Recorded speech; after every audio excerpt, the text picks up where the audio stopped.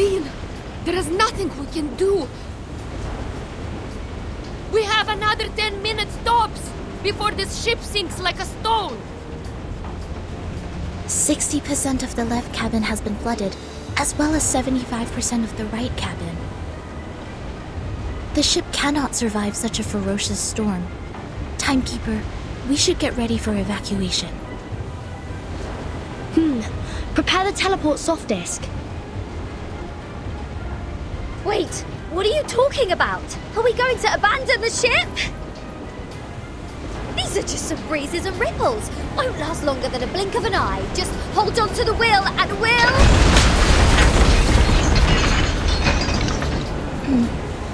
That sounds like the turbine just cracked. Great. So only 2 minutes left. A true captain will never abandon her ship. I've sworn to live and die with Rockin' Apple, the second of its name. Then why is it the second?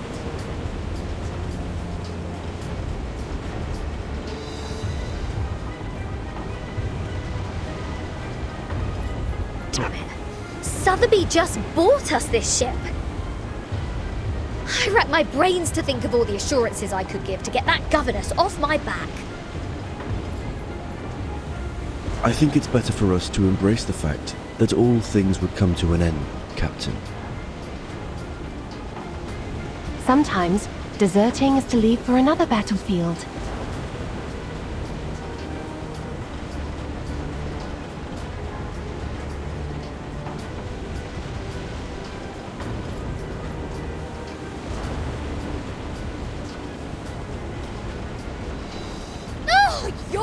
To talk about deserting.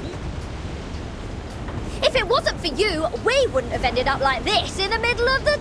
Timekeeper, we have an emergency. The teleport soft disk can't be activated. I've tried other contingency teleport incantations, but none of them worked in this area. Neither did the communicator. It's as if something is jamming the signal. I see. I have a question for you, Zanato. Please, Timekeeper. In the field mission evacuation instructions, apart from the part about asking the Timekeeper for help, is there anyone else we can reach out to for rescue?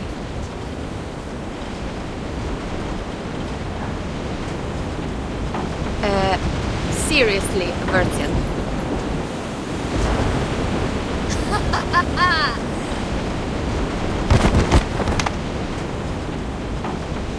I see what's going on now. This is a trap! And you are behind all this. It is you who played that nonsense travel note from 1999 and lured us into this random sea in order to torture us, afflict us, and now feed us to the fish! Go ahead, give us the wicked villain laugh, you manus mole! Quit playing innocent here! I don't know. I mean no harm. Nice try. See what else you got to say when this pirate opens your battery cover and finds Maiden Manus there. Please, do not shake me! If I broadcast how to clean kitchen appliances for you now, will it brighten up your mood? Like hell it will! Can't you see? My ship is going down! Along with my record collection and your battery cover to the bottom of the sea for good! Even John Lennon can't do anything about it now! I'm terribly sorry. I can't see. I could only touch, hear, and imagine. How about this program? Lesson 101, the express route to heaven one shouldn't miss. I think it would serve you better. Oh! I can't stand this anymore. My records, my Dr. Pepper's, my pirate radio, my Rockin' Apple the Second! crying out loud! What have I done to deserve this?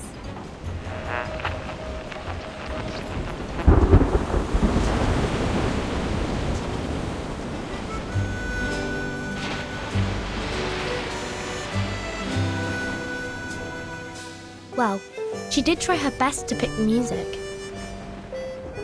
Though no one is in the mood, I think this piece is not bad. As to Regulus's question, we need to slightly twiddle this knob. To 1913.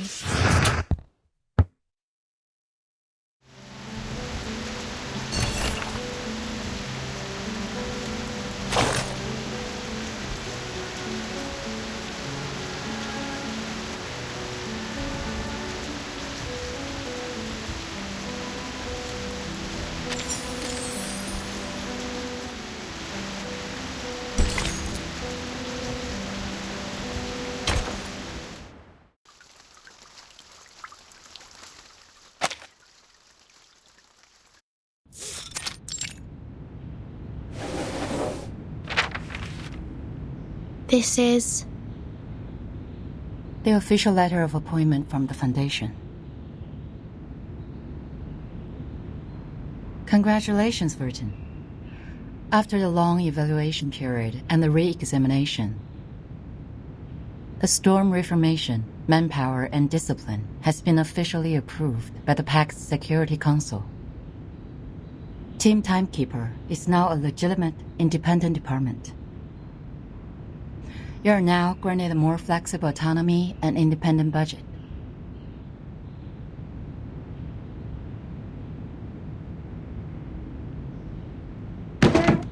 What was that? Did you say budget? Does that mean the Foundation will assign me a new ship? Unfortunately, independent means doesn't rely on others. I can apply for a ship for you, but it's not guaranteed. Misers. Fine. Not that I wanted an obsolete ship painted in grey as shepherd check.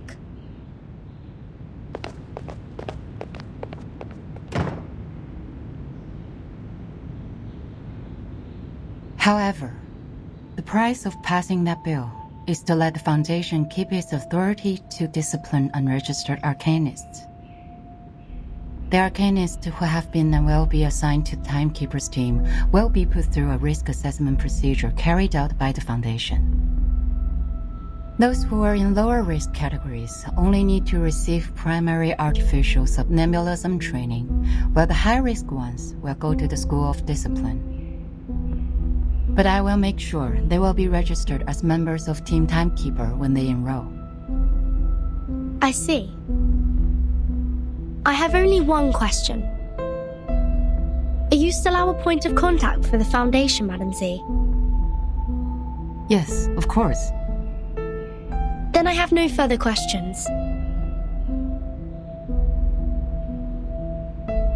Meanwhile, Team Timekeeper can apply for secondment from the Foundation, Laplace, and Zeno if necessary.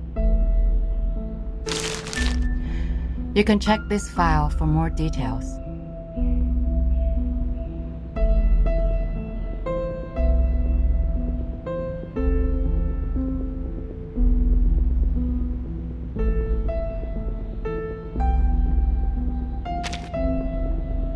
It stays the same. Keep investigating the storm and Manus Vindictae.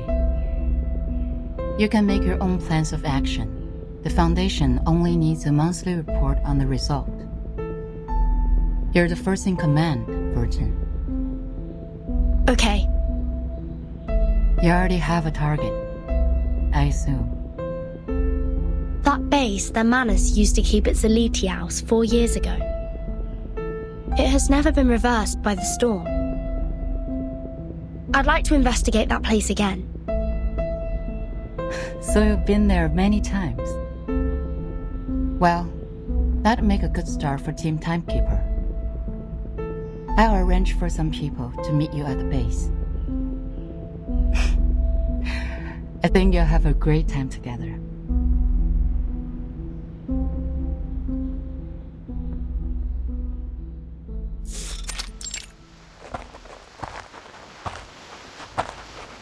The fog is thick here.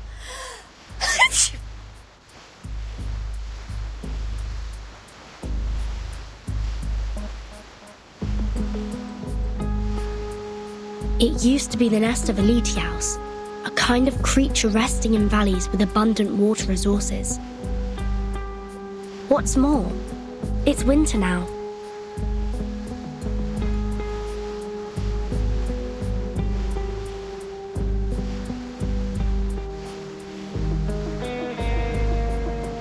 So why do I have to be the errand girl? The Foundation wasn't even planning to give me a ship. Miss Sonetto is going through the procedures in the headquarters to transfer herself to Team Timekeeper. Mastruvis and Sotheby are on a break, for they have spent much time and energy clearing the woods and repairing the Foundation square. Miss Lilia has been given an administrative penalty because she broke into the rehabilitation center not long ago. This leads us to the current situation, where only the captain and this apple are able to act freely. What? So in the end, was I, the renowned rocking pirate, the only one who didn't cause any damage to the Foundation buildings? Ugh! I have never felt so humiliated in my life! You're not planning on destroying this place now, are you, Regulus? No. Huh? Hey, see who's here? Lilia and a stranger.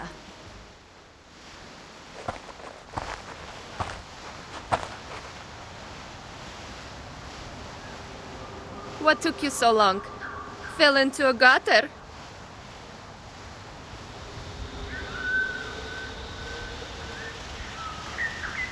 Hello, Timekeeper. My name is Moisson. My employee ID is SF27602191908238X. I believe Madame Z has told you about me. I am now an official member of your team. Miss Morson, welcome to the team. Madame Z said you're an excellent tutor in Arcanum. She's too kind to say so. In fact, I have a lot to learn from you. Also, thank you for taking good care of Miss Sotheby. Hold on, you know Sotheby? According to Madame Z, Miss Morzan used to be Sotheby's private teacher. It is a long story. Let Miss Lilia give us an introduction to the base first. As the field operator, she knows this place better.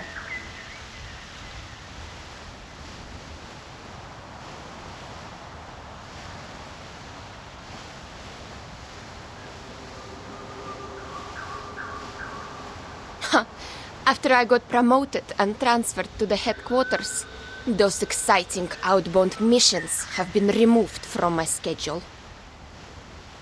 In short, although it's called the base, the only place unaffected by the storm is a narrow 20-meter-long corridor, no larger than a hunter's lodge. My former fellows had already searched this place from top to bottom. Those Laplace dudes had even sent in their lapdogs to search here inch by inch. Found nothing but some excrement of the Alitius and the dog's own poop. There might be some clues that are invisible. Regulus is a specialist in optical arcane skills. Maybe she can find something. A specialist? Well, I'll take that as a compliment. But for the record, compared to searching, hiding treasures is more of a pirate's lot. So if it were up to me to hide treasures in this place... Please hold on for a second, Captain Regulus. The fog seems abnormally thick.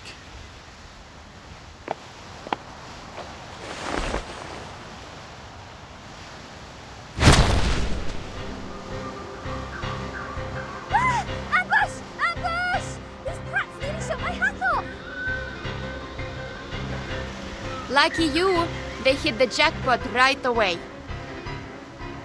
There shouldn't be any ambush in this place. Easy, Ms. Regulus. Please carefully retreat to my side. Miss Timekeeper, please cover us.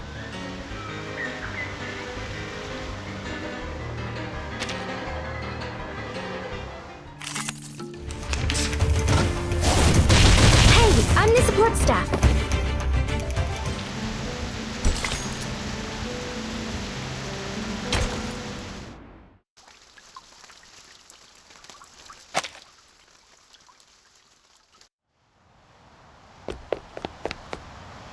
Hold on.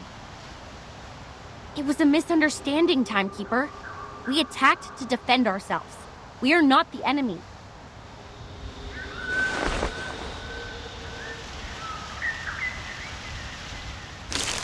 We are the investigators from the Foundation. These are our IDs.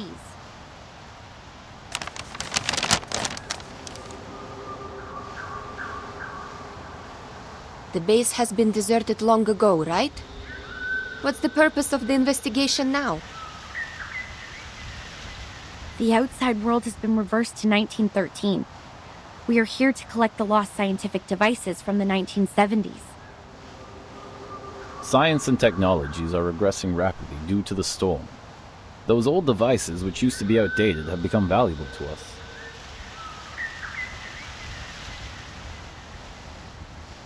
I see. Do you mind us investigating this place? It won't be long. Sure. We are glad to give you a hand if you need it, Timekeeper. Good. I have some questions about the base, and I wonder if you may help.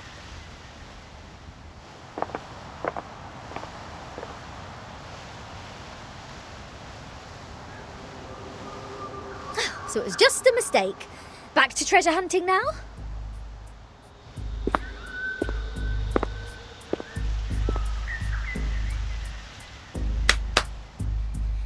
Let's see what Zeno and Laplace have left here.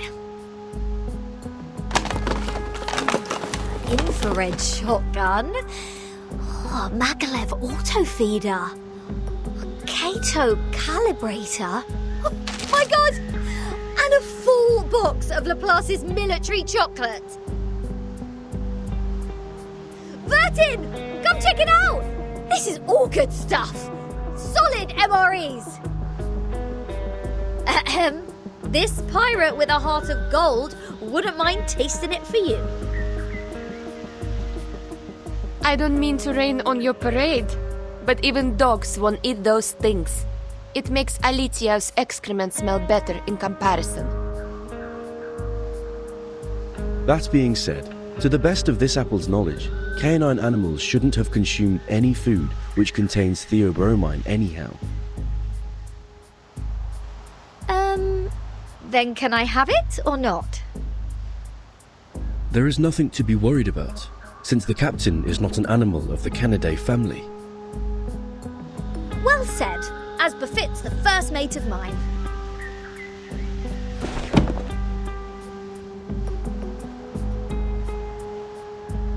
Wait a second, Regulus. Show me the thing in your arms. Why? What do you want? Feel like my chocolate now?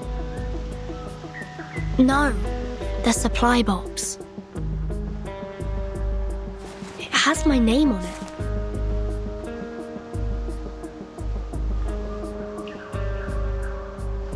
Wow, true. Are there any other Vertin in the Foundation?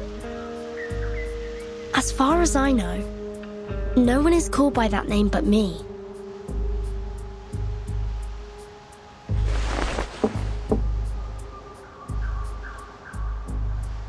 Looks like an ordinary wooden box.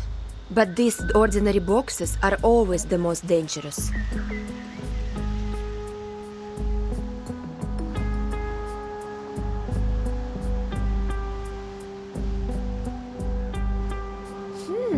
So, turns out we did find something useful in this treasure hunt. It even has Vertin's name on it, like a celebrity autograph. A treasure indeed. Regulus, wait, don't... No one can stop a pirate from opening her fresh trophy!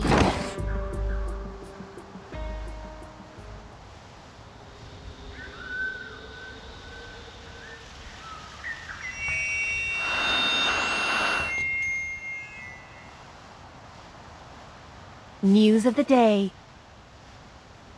The Outcasts held the 11,231st Pep Rally in the Mammoth Cave, Kentucky.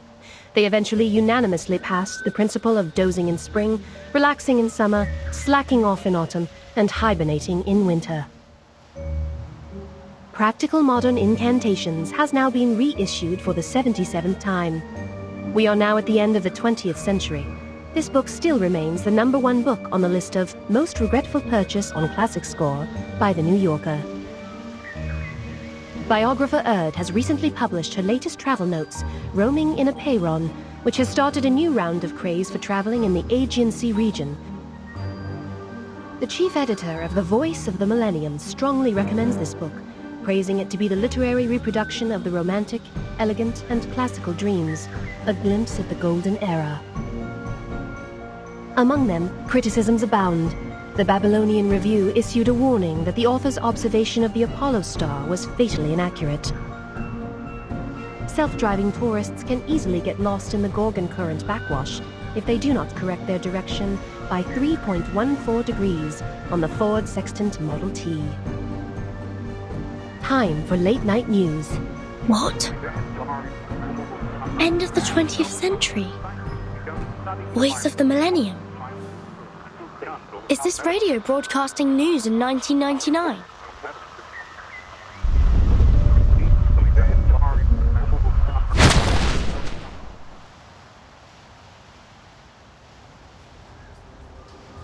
Just as I suspected.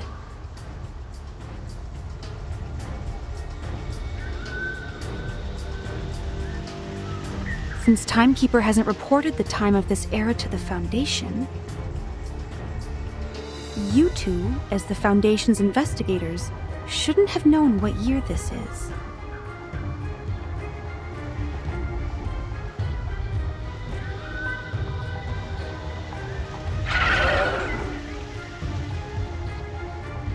In such pouring rain, time is the best proof of identity. Ha! I get it. Not a bad plot. Miss Morzon, watch your six. Let us help you.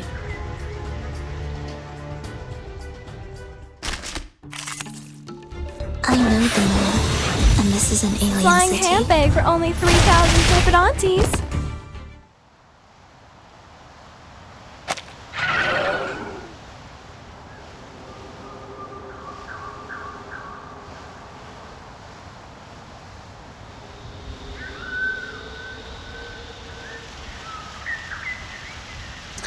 Didn't expect them to be clever enough to disguise themselves as a Foundation's investigators.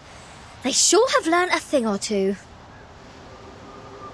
The era of 1929 only lasted for 2 days. The frequent change of time muddles work and responsibilities in the Foundation, which in turn caused some chaos within it. Luckily, Miss Morzon noticed the signs of it at the beginning. Timekeeper, please take a look at this box. I'm afraid this is what they came here for.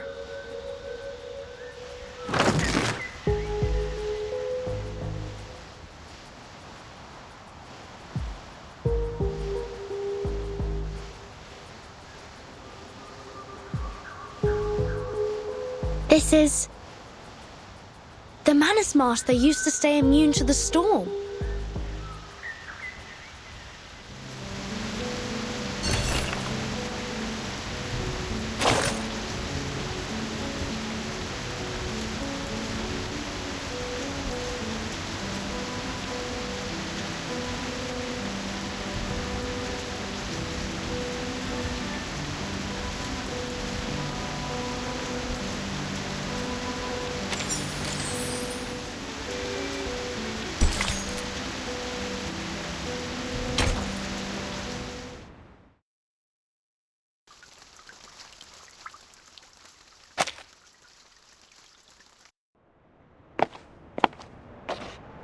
explain all of these as briefly as possible.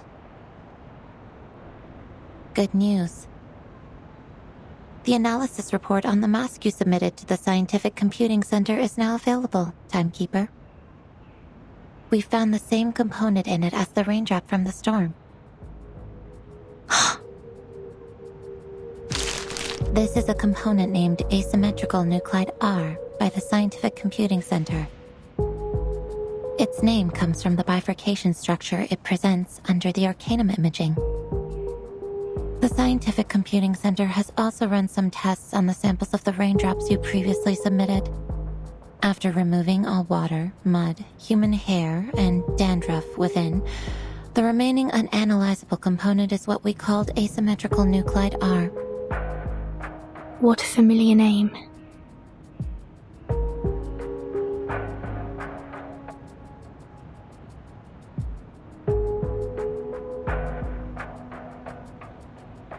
But it disappeared right away, and we only have a photo of it. Fortunately, we extracted the stable form of it from the Manus mask. It might be the key to staying immune to the storm. Does that mean it'll be possible for the Scientific Computing Center to develop protective gears which are immune to the storm? Like the Manus does? Seems to be so. A credit to you. The whole center is crazy about it, and I am responsible for passing along the good news on behalf of my fatigued colleagues, who stayed up all night and suffered from neurasthenia.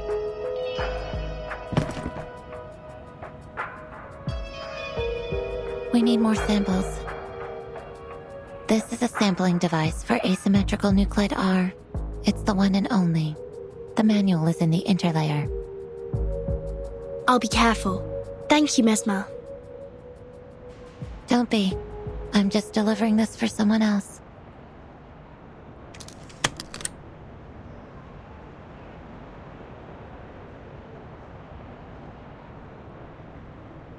How do you feel now? I'm sorry about what happened in the rehab center. I'm good. It just helped me further verify some factual information about Arcanists. It's just... I thought you weren't one of them, Vertin.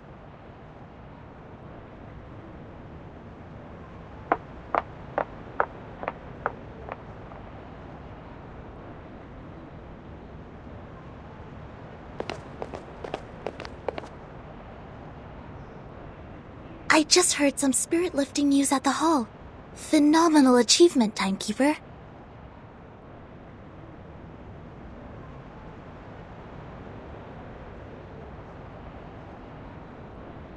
It's a tremendous breakthrough in our fight with Manus Vindictae.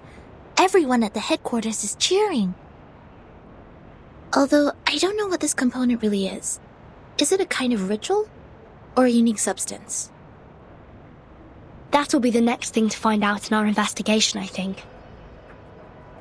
Manus Vindictae always has more information on the storm and how to be immune to it. We've been trying our best to keep up with their progress. Fortunately, now we have another direction. Oh, and these are the files you asked me to search for.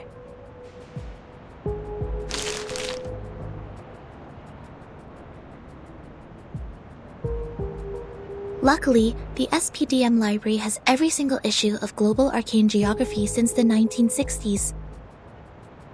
Also, Miss Sotheby accepted your request. Thank you, Sonetto. With these files and the help of Regulus, that should be enough.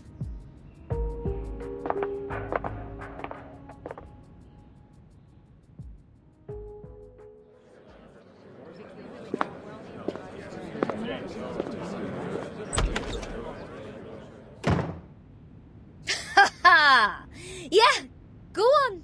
What else do you get except for playing dumb, you cunning flower-headed tin box? Speak! Tell us what you know!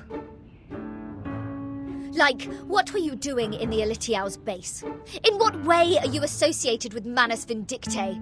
And who put you in that box which has Vertin's name on it? I have no idea.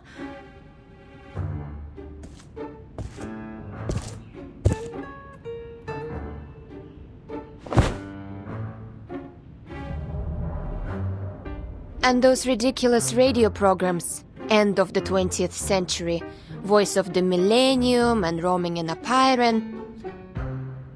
Don't waste our time. Otherwise, we have no choice but bathe you with this bottle of vodka. Jeez, do you really mean that? Anything less cruel? Formalin, of course! I never waste my drinks. Yeah, that's more like it.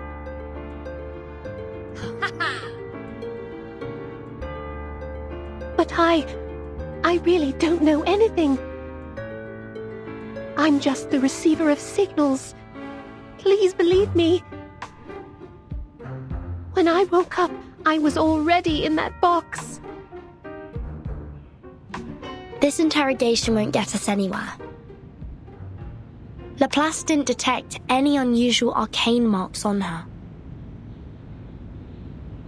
But she was there with those Manus pawns in that base. Say anything you want, she will still be a solid suspect. Yes, I understand what you mean. But for now, the evidence can't support our speculation. A field trip may be helpful, I guess. What's your plan? Will you come with me?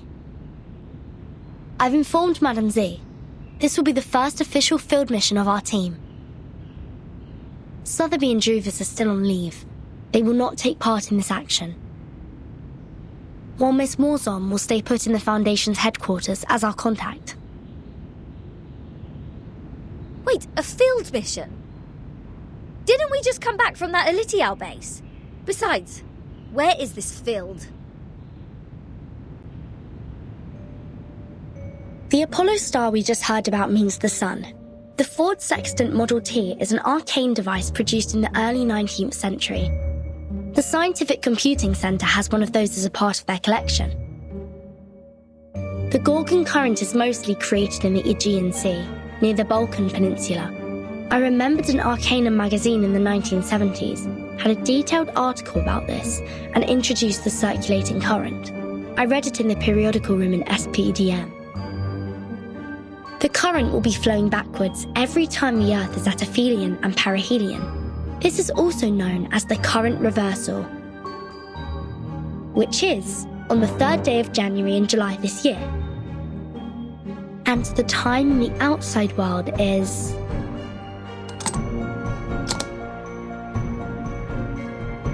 January the 1st, 1914. Are you saying that all those broadcasts are leading us to an actual place? Why? I thought we'd have a nice break after this. Regulus, you've been longing for a ship, haven't you? What if I tell you that I've got you one?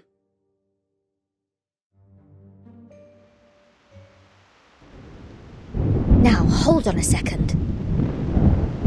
Come to think of it, it wasn't the flower-headed radio thingy who tricked me into the Aegean Sea. It was Vertin. Watch out! The big wave! Let! This is enough! S-1 Wait, Lilia! Are you sure about taking off in such stormy weather? This isn't a normal storm. Something is attacking us from the ocean! I need to pull it out! You guys go study that whatever instruction right now.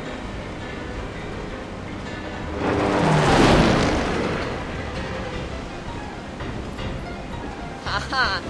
I finally got you! Damn bastard! It's my turn!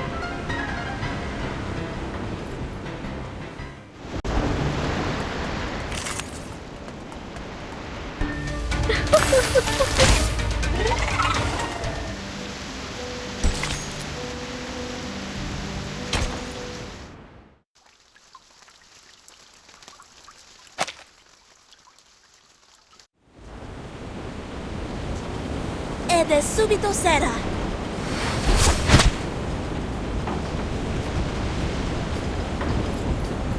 Well done, Sinetto! Now cut the other halyard. We need to reduce the angle of attack and depower the ship. Roger that. But we can't stay like this for long. Bertin, have you thought of anything? It's not working. I've tried different ways, but the Tempest blocked every signal I sent for help. So is that it? We are as good as dead? Wait, there might be another way. I'm sorry, Miss Radio. I need to borrow you for a second. Huh?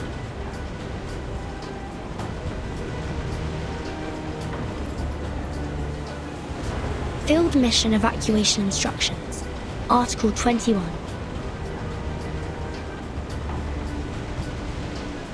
Whenever there is an emergency, the field officer may send an SOS code with their wands through any transmission device with round buttons on it. Any Foundation member nearby will provide immediate humanitarian aid. To send the code, please turn the knob 1 time to the right, half to the left, and then 1 time to the right. If you succeed, you shall hear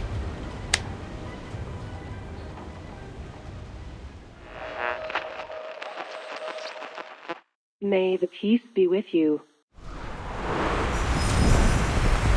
I've never seen such a tremendous ritual.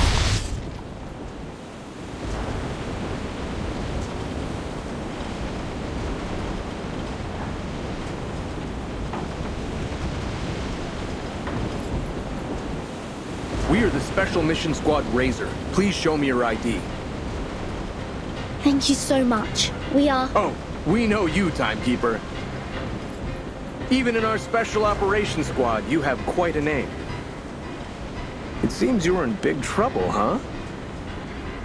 We were under attack by a giant sea monster when sailing in the Gorgon Current. Please help us ashore safely. Haha, right down to business. Good, good. I like a straightforward person. All right, William, Todd, better get a move on.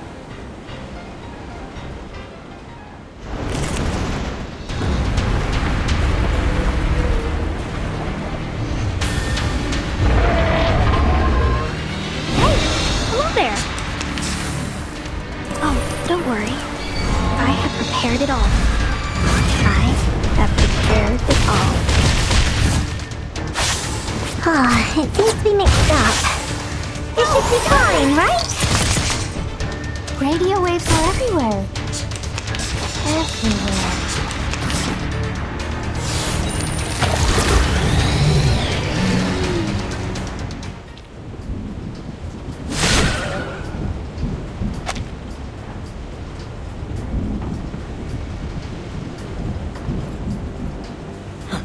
Incredible. Is that a full-sized Gorgon? I've only read about this ancient sea monster in literatures.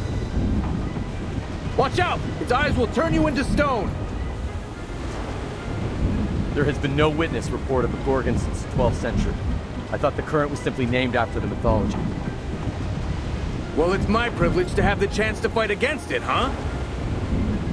William, Todd, let's see who gets it down first! Entity should not be multiplied unnecessarily. Captain, I hope you still remember our founding motto.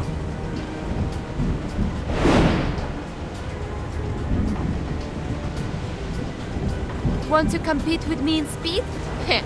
Have a try, if you dare. Oh, you have guts and I appreciate it. Bring it on!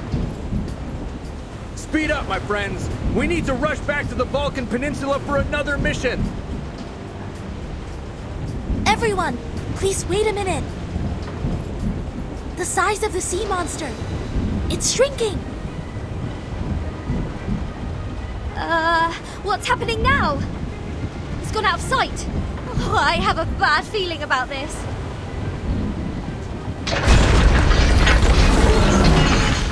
Not good. It's crawling into the cabin. It plans to tear the ship apart from the inside. Everyone watch out! Timekeeper!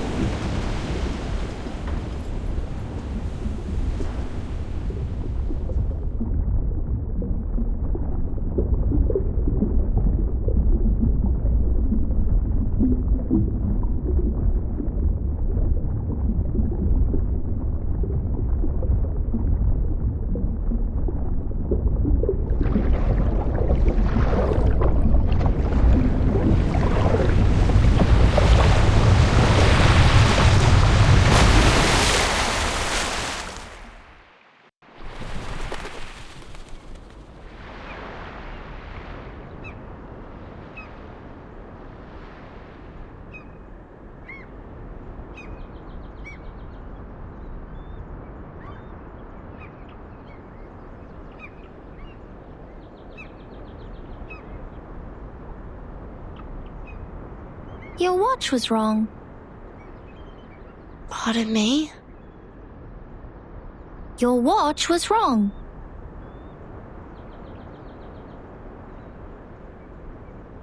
Are you talking about my pocket watch?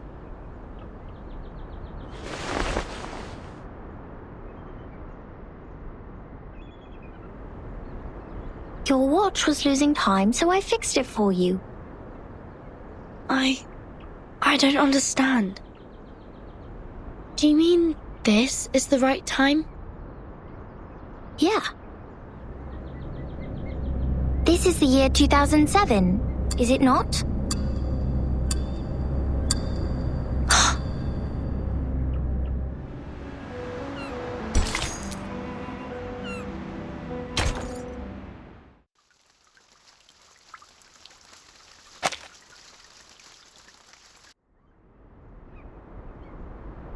You're saying we're in 2007?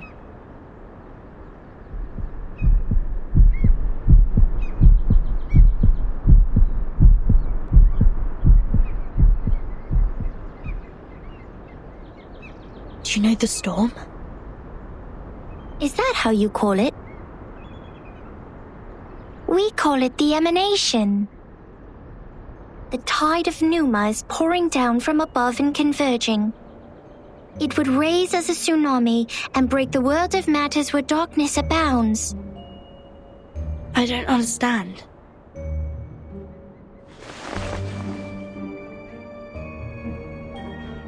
This shouldn't be hard for you to understand. You are also a real number.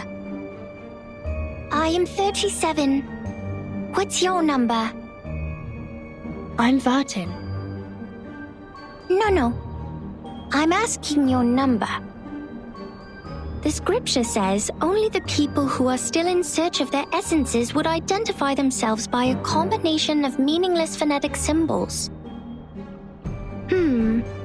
Well, so you don't know your number yet. Just like Sophia.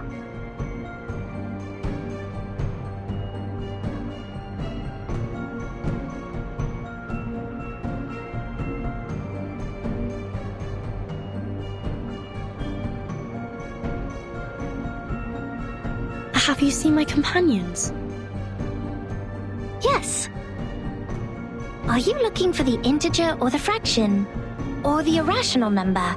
Or the imaginary number? What? Integers are the living example of virtues. Fractions can be understood through specific means. Irrational numbers are the free spirits, while imaginary numbers are the existence which doesn't belong to this dimension of the number axis. Which one are you looking for? I'll ask something else instead. What is this place? Island. What island? Have you seen another island? Maybe another question. Did a biographer named Ad visit here before? In 1999?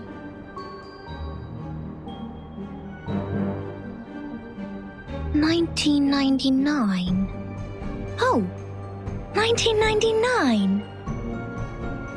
1999 is a lovely, centered triangular number. But I believe this number has been abused in the Doomsday stories. I mean, people are too invested in its meaning. In fact, 1999 is nothing special compared to 1991 and 1993. However, 999 is a brilliant number. It is a Capricorn number, a palindromic number, and the largest 3-digit natural number. Sorry to interrupt, but I only meant to ask about Earth the biographer. She'd been here on this island and written a travel note called Roaming in Apeiron. Does the name or the book ring a bell? I am sorry. I have no idea about the fragments of matters you are talking about. Fragments of matters? Help! Somebody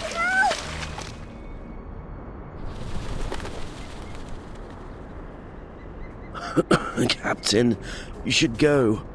This apple's arm has...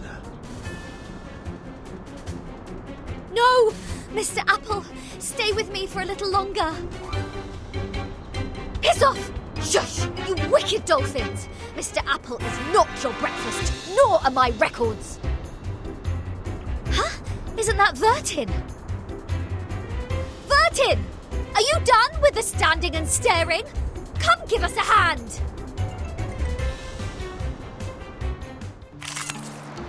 Oh, don't worry. I have prepared it all. I have prepared it all. Don't be so serious. I tripled the ingredients this time.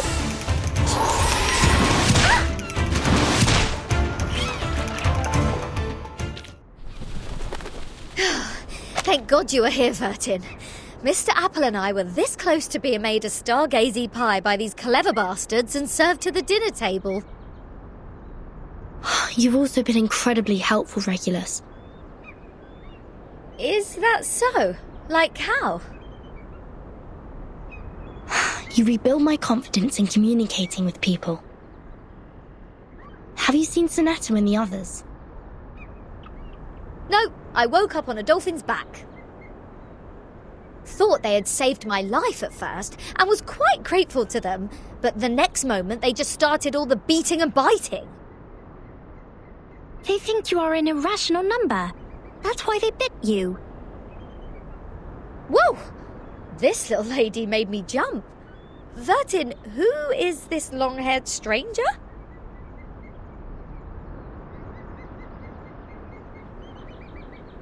Timekeeper. Thank goodness you are all safe and sound. Lilia's on her way. Now we only need to find the captain and his team members.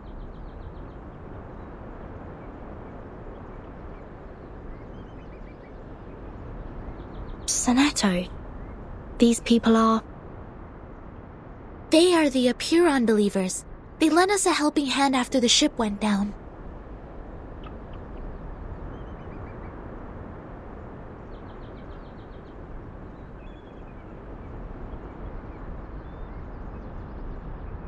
Not at all.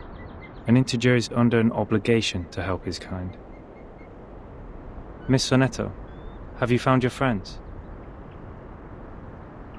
Yes, only the members of the Razor Squad are still missing. They also belong to the St. Pavlov Foundation like we do. Imaginary numbers are not of our concern. Imaginary numbers? You should not linger here if you have already found your lost friends. We will provide a boat for you to leave. Our school of thought does not accommodate uninvited guests. Wait! We have something to... What if we know about the emanation?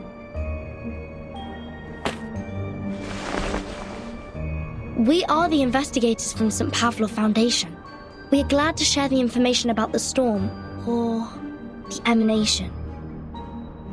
Please grant us entry to this island so that we can share them. Timekeeper? I'll explain to you later. Trust me. Please, Sonetto.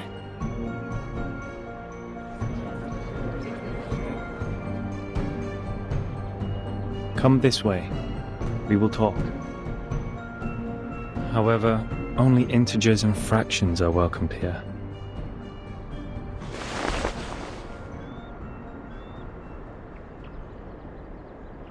No irrational number is allowed on this island. Throw her into the sea. Huh? Wait. Now hold on a second. I said hold!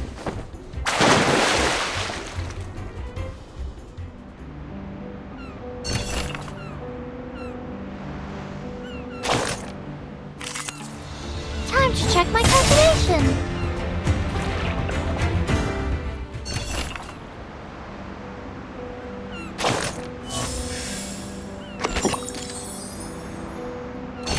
You still look confused. I know, darling. You haven't even vomited up the mouthfuls of seawater you ingested deep into your stomach.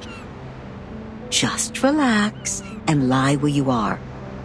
You don't have to get back on your feet right away. Usually, yes. Usually, when those drunkards and patients wake up from a coma, just like you do right now, they only have 2 questions. The first one will help you find out the name of the land you are lying on. And the other will help you calibrate that bizarre watch on your wrist. All right, now it's finally the right time to make things clear. Open your mouth and throw up whatever you have. Seawater, questions, just get them all out. Right here. Oh, darling, why not let it be? You're all on your own now. Don't ask for more when you already have someone to talk to, even if I'm only nagging most of the time. We gotta let the past be the past. Like how we deal with old newspapers. Because all I speak is one simple fact after another. Anyways, we will keep each other company for quite a while. Finally, a question about yourself. In front of you is a boundless sea. All you can see, besides the beach you are lying on, is water, water, and water. A cry for help will be drowned out by the waves, and even the strongest legs are tied to the ground here, and cannot break free. See? There's no way to leave, but it's a good opportunity to have an island tour. The locals have good manners, so I think you can ask them to show you around. That's at least better than just goofing off. Not even you can avoid asking this question. But a kind-hearted soul already told you that time is moving forward as it used to be, step by step. So the time is... the year 2007. Yes. Time is back on the right track, going where it's supposed to be. Raindrops literally drop again, and no one goes back to the past anymore. Well, some miss the good old days, though. Oh, you still doubt it, don't you? I can see it in your eyes. Don't get me wrong, I'm on your side. After all the hard times I've experienced, if anyone told me that my life was just a boring dream, one neither good nor bad, I would throw a shoe at them. I can tell you are being burned by anxiety. But to find the time you want, we need to comb through the situation, like how you do with your hair. Time is like a soccer court, and now it has been divided into many pieces. On the largest piece stands the white chocolate card. Yes, the last good days of the 20th century. The gentlemen are still growing handlebar mustaches, and the ladies have not yet flattened the curves on their bodies. New money buys one art piece after another to show off their good taste. They don't even mind turning their homes into museums. A cafe named San Marco officially opens, gathering the most outstanding intellectuals and writers of the time. They talk and laugh there as if nothing could stand in their way. Then, the cafe receives a neurologist whose briefcase carries the interpretation of dreams, and celluloid film and projectors become a new means of expression for artists. At this point, helmets remain intact in the warehouse. Gauze only works in hospitals. Bullets only fly in the firing range, and the flame that swallows lives is not even lit. But soon enough, the young people who swore to retrieve their homeland will take up daggers and guns to fulfill their oath. Buildings will shake like a leaf, and rocks will fall off and hit the walls. Screams will try to break free from people's throats. And at that moment, a clip will be loaded secretly in the name of supreme honor. The golden age is about to end. A vortex of blood is already swirling in the river of time, waiting to devour everything that passes by. When that actually happens, all the beautiful curves derived from nature, the B-shaped brooches, the punch, the eiderdown duvets, everything will be destroyed, leaving only an insurance contract behind. And it doesn't even work. Even this cafe will be smashed into concrete pieces. See? We have combed the hair now. Everything I just talked about is the time you want. You wouldn't buy the nonsense about the fairness of time when you reach my age. It actually feels different between those who keep their eyes shut and those who keep theirs open. Likewise, those who kill never share the same feeling with those who are killed. This is also true between those who have enough food to eat and those who are starving.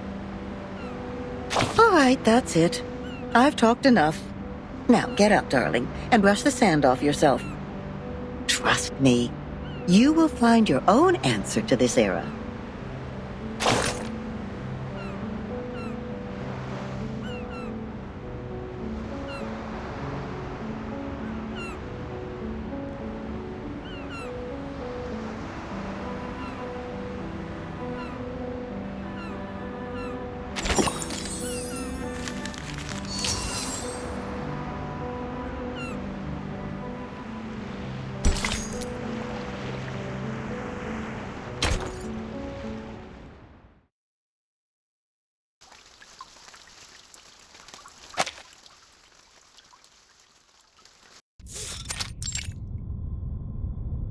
Yes, all is well.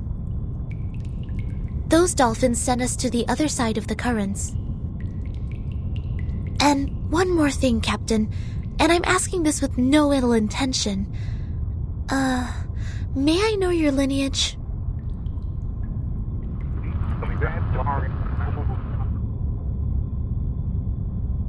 Thank you. I wish your next mission would be trouble-free too.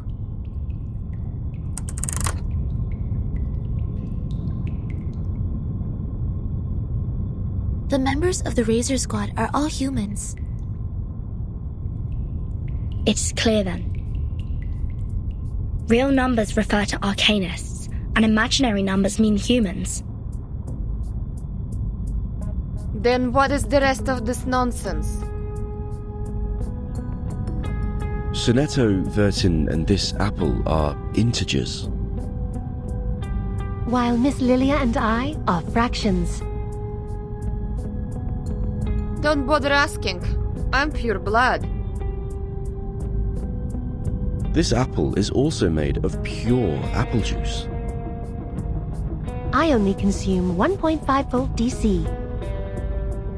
So it's not determined by our lineage, or Regulus would have been an integer too.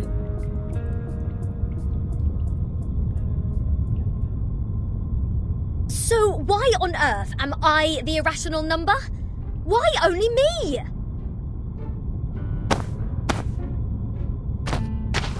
Unfair.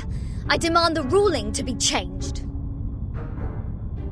Shut up. We grappled hard to get you on this island. So you have no choice but to stay in the worst guest room. You call this a guest room? A cell, more like?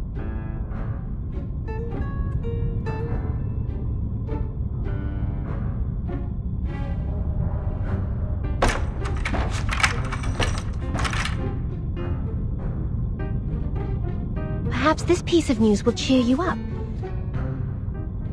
We are prisoners in the world, and our body is the cage of the soul. Oh, cut me a break. Might as well play us some rock music.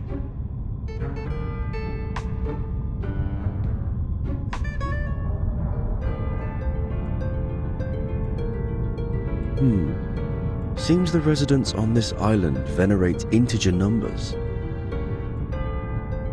And irrational numbers, or the non-terminating, non-repeating decimals, cannot be represented as the ratio of two integers, hence they are discriminated. No, no, no! Who are they to judge and decide me to be the irrational number? I was the only person who didn't cause any damage to the Foundation in the previous protest! Oh, why do I get to have the worst of both worlds?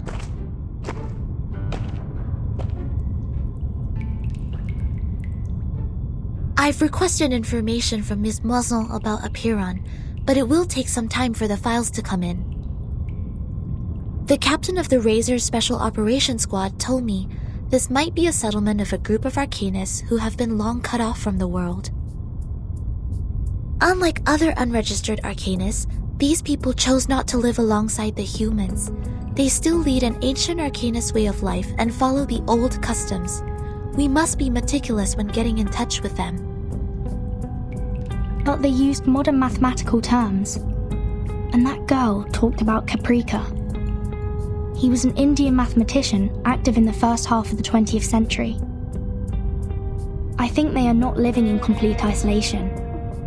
They are still in contact with the outside world. This place wouldn't be affected by the storm, just like the Alitial base, Foundation headquarters, and my suitcase. The travel notes in 1999, Manus Vindictae showing up in Alitial's base. The storm, or emanation, they must be somehow connected. And we'll find our answer here, I think. Very energetic, Capitan. By the way, how come nobody's here to welcome us? They wouldn't suddenly decide to detain us all just because we have an irrational number here, right? I'm with you all the time.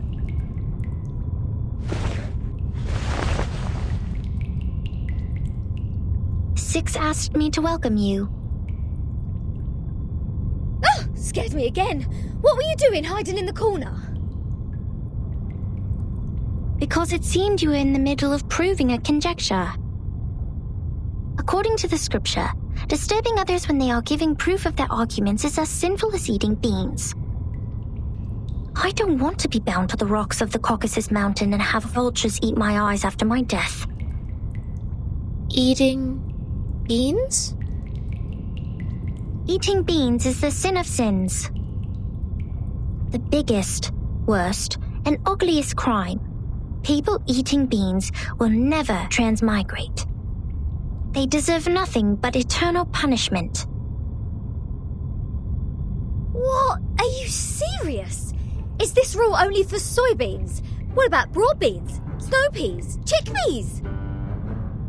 And what does it say about other bean-based products? Beans are beans. You're funny. This doesn't even make sense. By this logic, aren't the coffee drinkers going to rot in hell? I happen to have a box of coffee beans in my bag.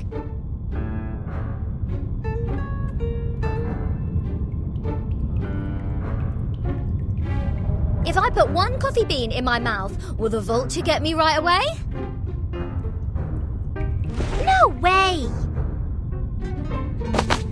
Whoa, easy, mate. Do you want to get physical? This pirate is not scared of you.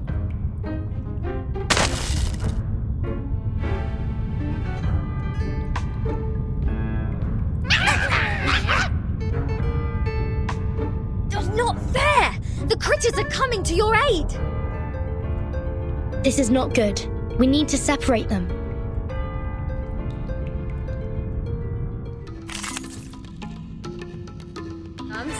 Swallow my exhaust!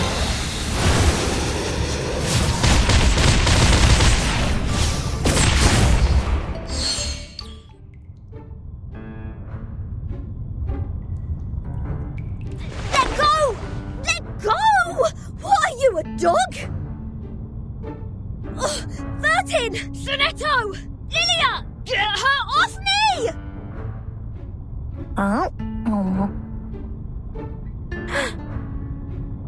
What is going on here? 37, let go of the guest's head. Now.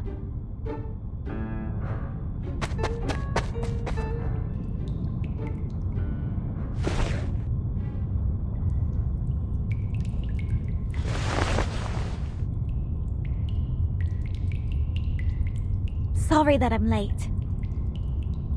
I'm Sophia, the corrector of Apeiron. I will take over from here. Oh, finally! We have an ordinary person here.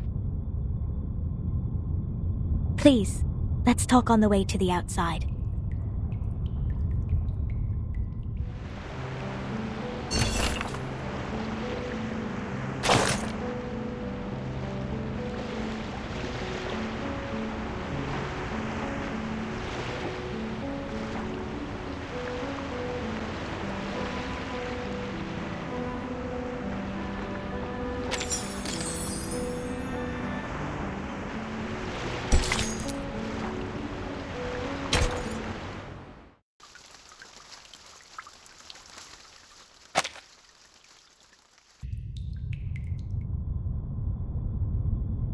We believe everything can be translated into numbers.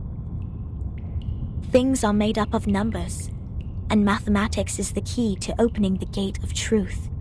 It is like the fire that lifts us from the darkness. This world may decay in time, but numbers will transcend the limit placed for all other things in existence. And if one can take up the challenges and improve oneself with practice, they may clear their thoughts and find out their truth.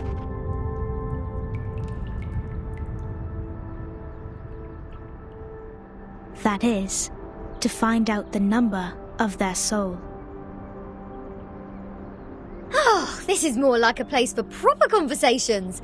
Broad, open, as vast as the high seas. Hold your horses, Miss Regulus. If you were to speak of consuming beans again, I will have no choice but to send you into the depths of the sea. Fine. I haven't done anything yet.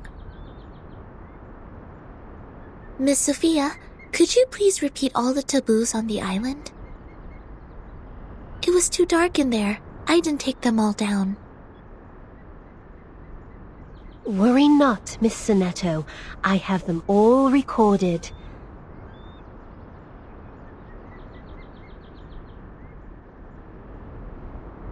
1. Abstain from beans. 2. Do not pick up what has fallen. 3. Touch not a white rooster. 4.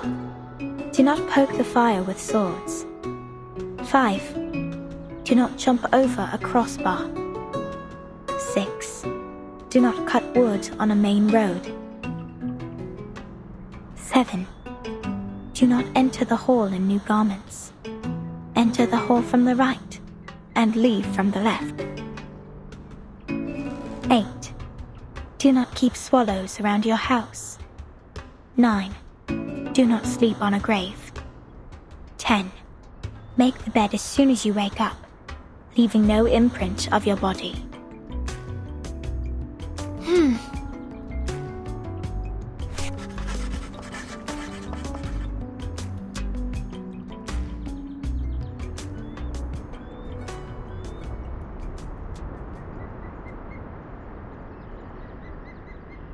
What strange obsessions are these?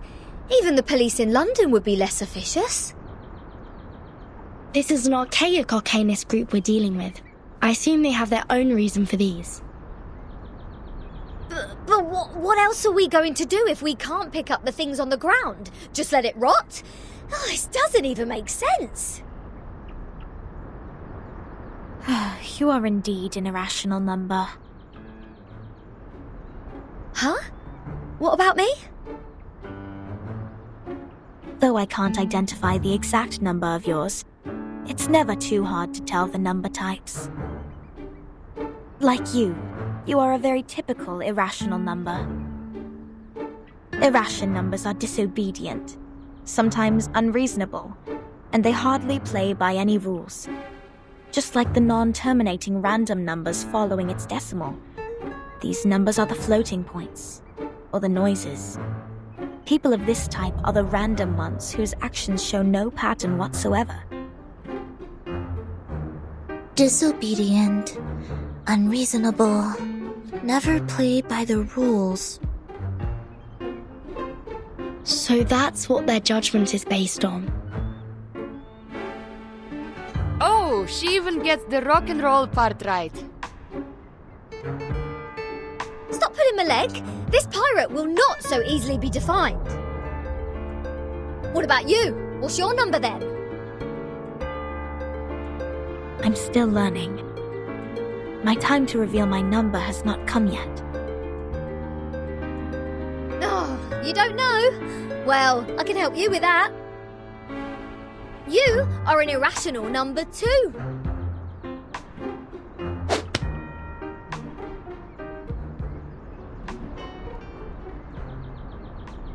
Ouch! What is this? A grape? Huh. A perfect parabola.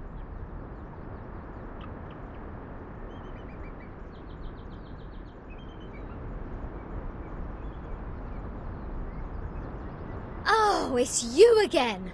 I won't be bettered in a fight this time.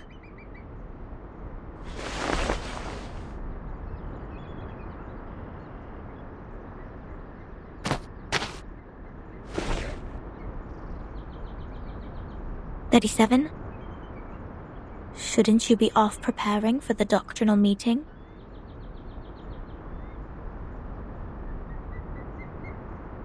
Six asked me to take care of our guests. But I'm usually the one who receives the guests. Engaging with strangers might be a little difficult for you. There's no causal link in these two events.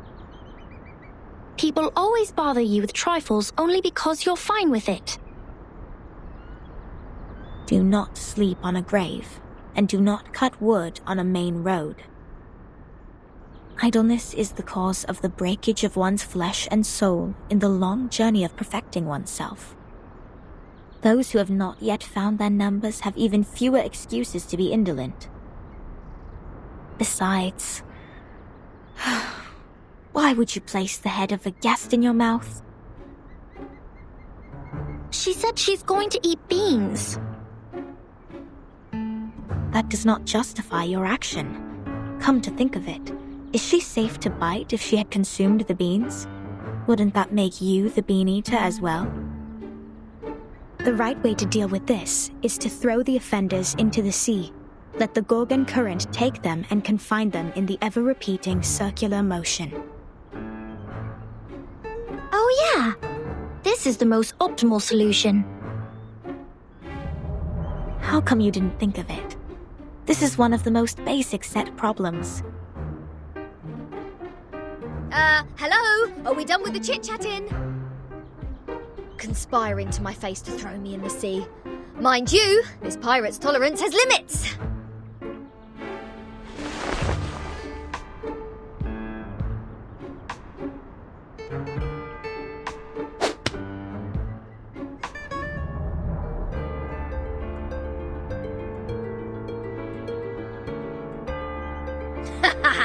Right in the bullseye.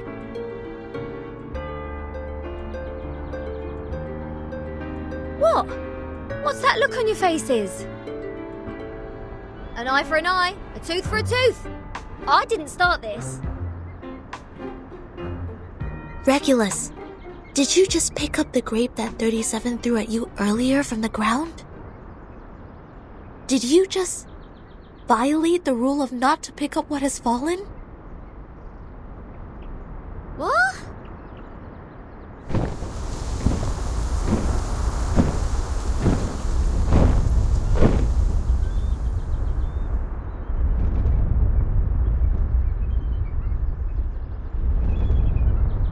Get down!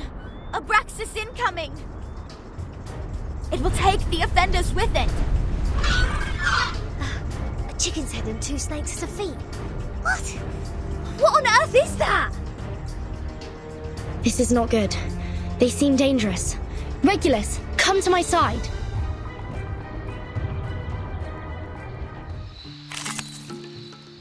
Thank you for your cooperation. Are you irrational numbers? Oh, it's a bubble.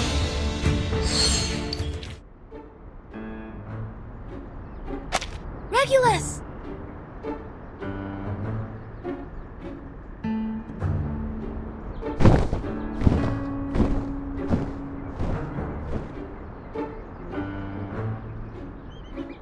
Captain! I can't leave her alone. This apple shall follow her.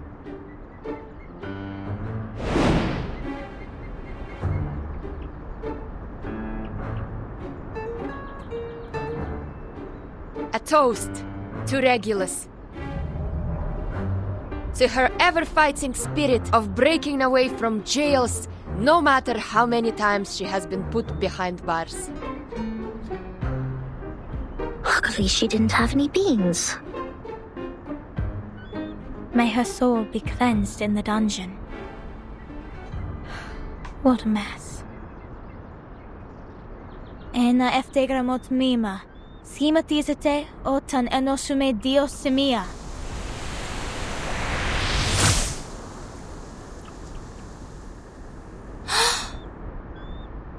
Timekeeper, did you see that? The arcane skills cast by the congregation on this island are very different from those we have seen. Mr. Apple is with Regulus. She won't be in danger for now. Let's follow Sophia.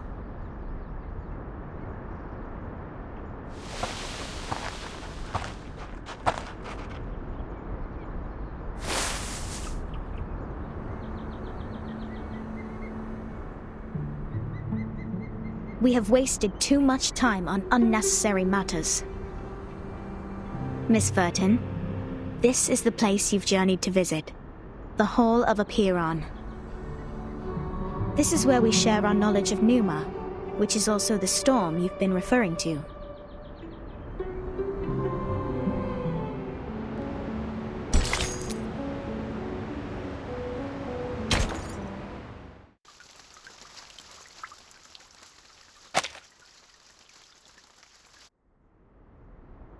Before you enter the Great Hall, please place your right palm on the stone and swear to it solemnly.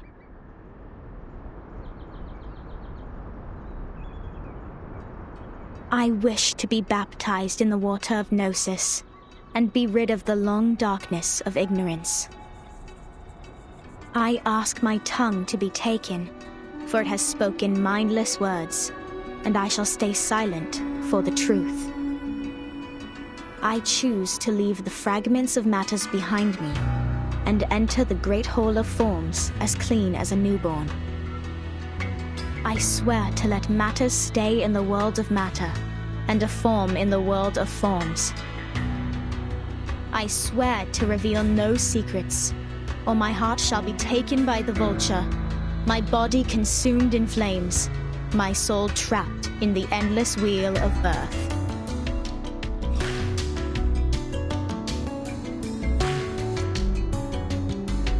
Now, knock 3 times on the stone. Put on these ceremonial dresses. That'd be all. Remember to enter the hall from the right and leave from the left. You are the humblest audience here, hence not allowed to speak. Please. Stay quiet, and keep the secrets you heard at heart. I will arrange your meeting with 6 after this. No problem. Miss Sophia, could you give us some privacy?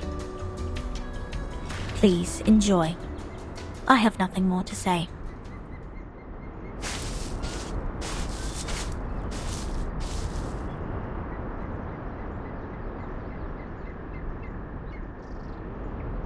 Vertin, are we really going to do this? That oath we have to make to enter the hall sounds vicious. To stay quiet and keep the secrets. It's similar to the training we once received. I can go inside on behalf of Timekeeper. No, I'll come with you, Sonetto. But I can't sense any sign of arcane skill on this stone. The oath is more of a formality than a curse. The warning is lifted then? But when Sophia repaired the floor in front of us with her arcane skill, there's no fluctuation of arcane power either. I can't even sense the slightest signs. It's either a kind of arcane skills we're not able to detect, or the moment we stepped onto this island, we've been trapped in a tremendous ritual. That's to say, any arcanum used on this island is only a part of this giant flow. We don't know where this flow is leading us. We know nothing about it. It's too perilous, Timekeeper.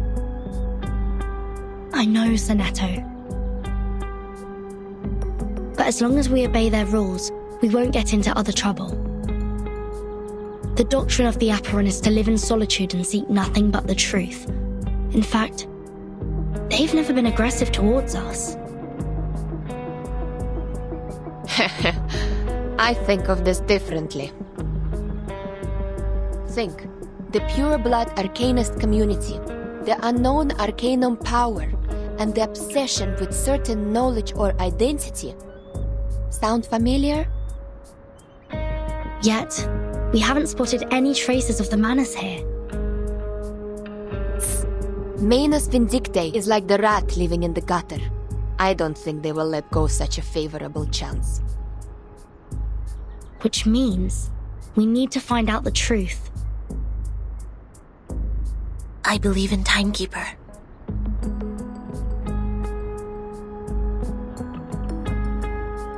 I have 0 interest in this meeting. I'll stay outside to keep a lookout. Take care.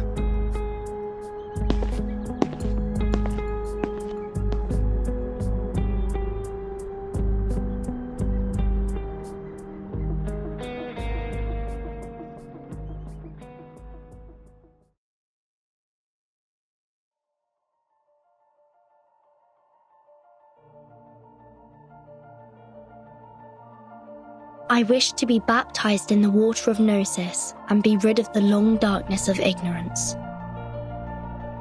I ask my tongue to be taken, for it has spoken mindless words, and I shall stay silent for the truth. I choose to leave the fragments of matters behind me and enter the great hall of forms as clean as a newborn. I swear to let matter stay in the world of matter, and a form in the world of forms. I swear to reveal no secrets.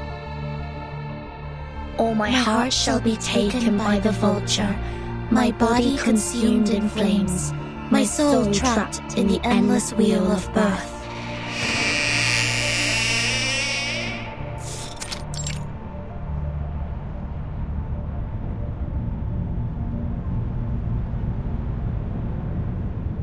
Fellow brothers, sisters, our quest for Gnosis had suffered 3 unprecedented crises. First was the discovery of irrational numbers, and then the creation of imaginary numbers. Last was the loss of the grand unification of different lineages. The truth was buried, and history was rewritten. But the emanation is not a crisis. Instead, it's our last salvation. The supreme existence has once again shown itself to us. The door to the everlasting transcendent world of forms has opened once again. As Numa pours down, things are rewound to the world of light. Everything in the world of matter breaks into pieces, for they are as delicate as a petal before it.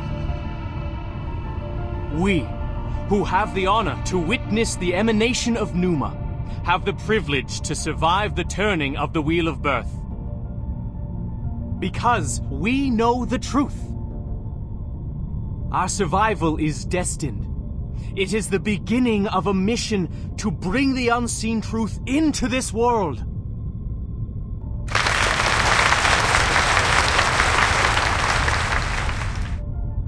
Thank you.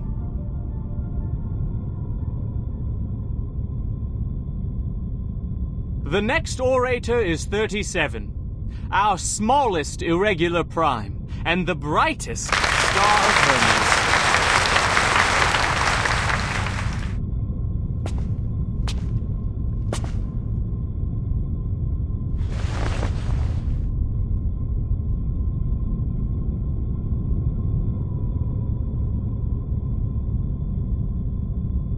The emanation in 1929 only lasted for 2 days.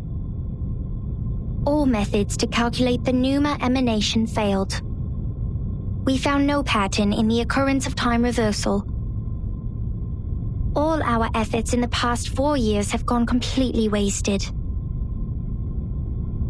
That's the end of my speech.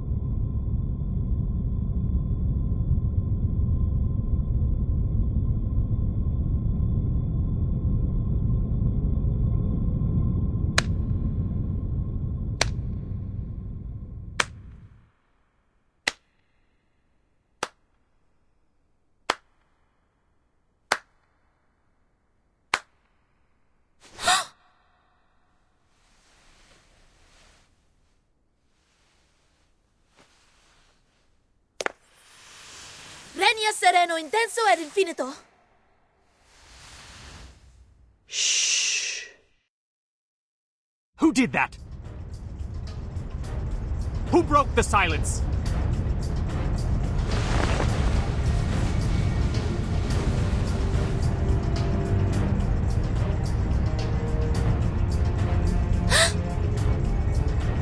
Sorry, Timekeeper.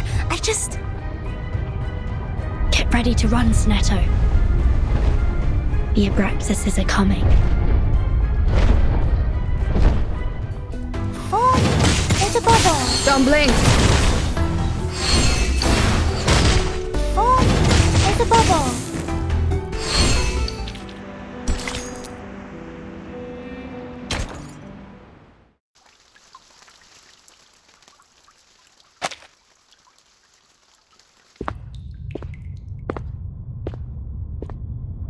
Can somebody tell me why I constantly get locked up ever since I've known Vertin?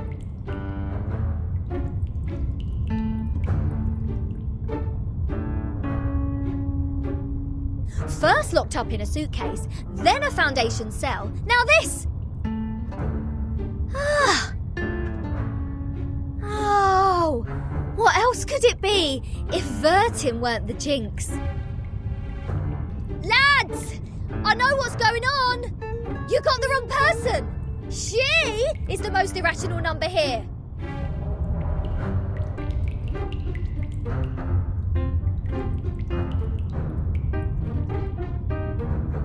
I'm knocked. What does it say here? Freedom will be granted once the proof is completed. That's to say, I have to prove myself not an irrational number to get out of here.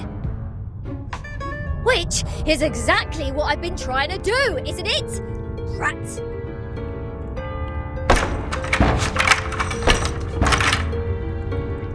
Ugh!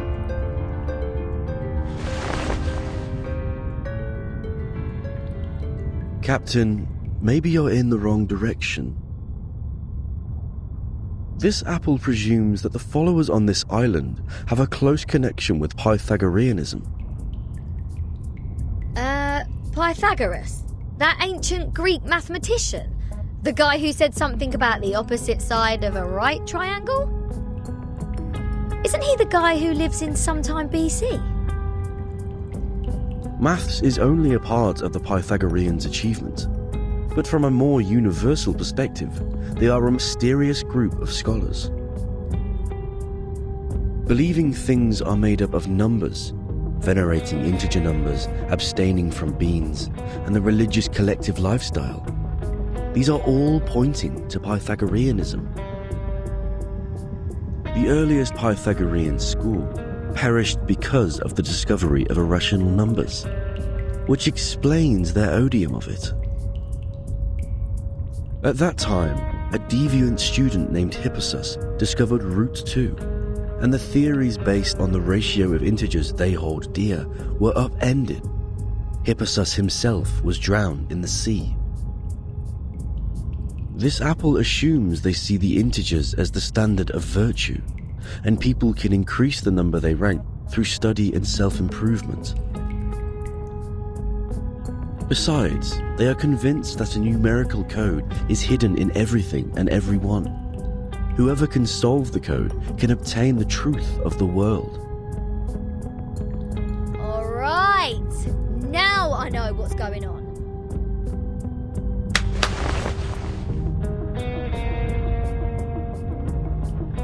This pirate has had enough of this moral standard, which is obviously prudish, backward, and lacks humanitarian spirit. I'm going to tackle the root cause of this misfortune.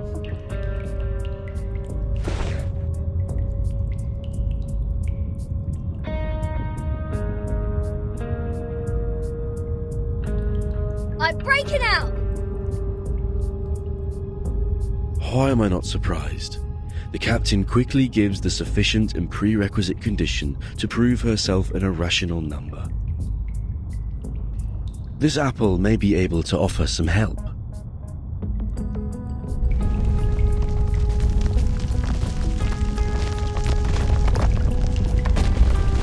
What's happening?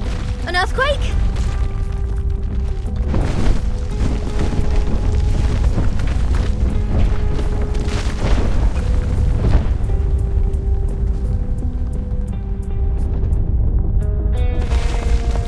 All Abraxases are flying in the same direction. Is this their habit, or... Ah! The roof is about to collapse!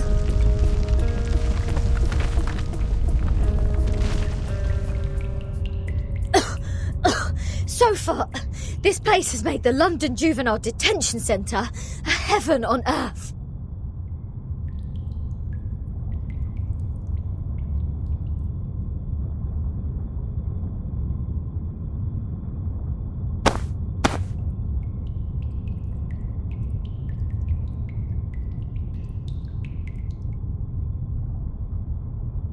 Oh, is there a piece of paper?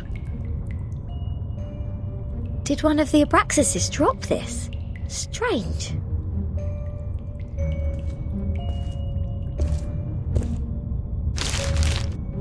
The unsolvable puzzle. Is this a math problem? 0.4, 0.7, 1, 1.6, 2.8, 5.2, 10 and 19.6. 8 numbers in total are listed in this order. There are 8 symbols below, respectively representing the Sun, Mercury, Venus, Earth, Mars, Jupiter, Saturn and Uranus. Maybe it is a hint that we should fill the symbols in the blank box after the numbers. That sign says, to complete the proof. Does it mean to solve this puzzle? Ha! How unsolvable can it be? Clearly, each of these 8 numbers should represent one planet. We can easily find the missing planet by trying them one by one. And our Mr. Apple here is the king of the Times crossword. Yes?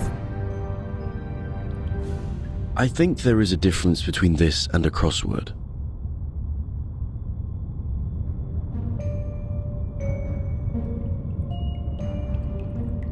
In this apple's humble opinion, the ratio of certain numbers should match this number sequence, such as the radius, volume, or rotation period. Wouldn't the sun be absurdly large if these numbers stand for their sizes?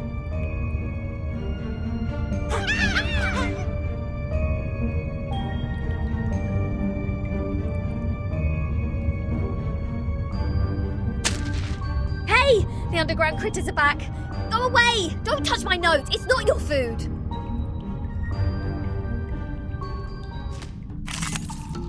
Come back to me. Oh! Oh, there's a bubble.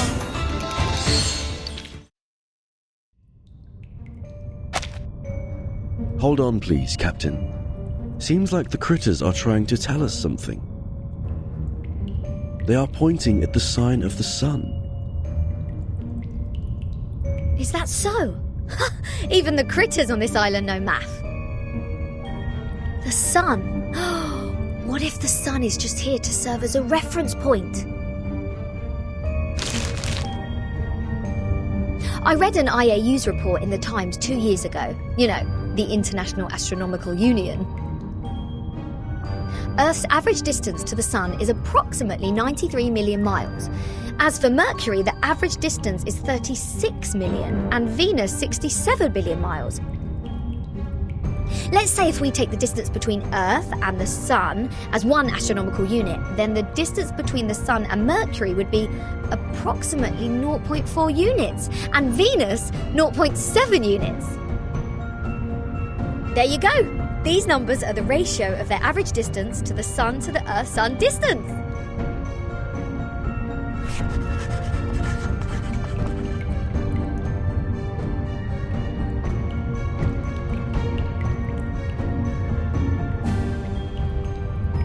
The average distance from Mars to the Sun is about 142 million miles, Jupiter about 484 million miles, Saturn 886 million miles, and Uranus 1.786 billion miles. By rough calculation, and if we round the results to one decimal place, Mars would be 1.6 unit, Jupiter 5.2 unit, Saturn 10 unit, and Uranus 19.6 unit. That's weird. All these numbers one can hardly remember have become so clear in my mind. But if these numbers stand for the ratio of distance, what's the planet for 2.8? There's no planet between Mars and Jupiter. If the Sun is the reference, we will have one planet missing here. Is it really a puzzle unsolvable? Aha! Nothing is unsolvable. You are looking at the solution. There must be one planet out there, unknown to us as of yet, located between Mars and Jupiter.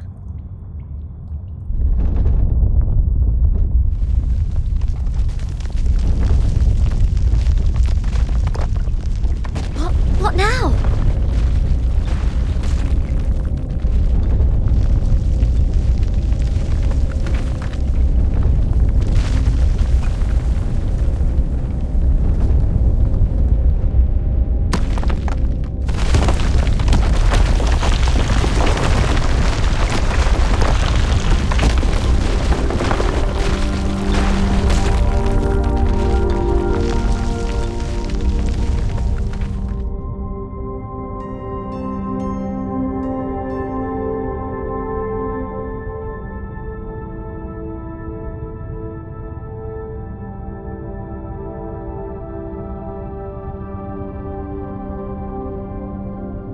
What is this? A celestial body, which I have never seen before. Captain, this apple has an impression on this. There is indeed a star between Mars and Jupiter. It is called the Ceres, discovered by Piazzi Giuseppe, an Italian priest in 1801. Ceres. Did we just validate its existence? Is the universe truly arranged according to this sequence? Could this be the ultimate key of everything? Regulus! Regulus!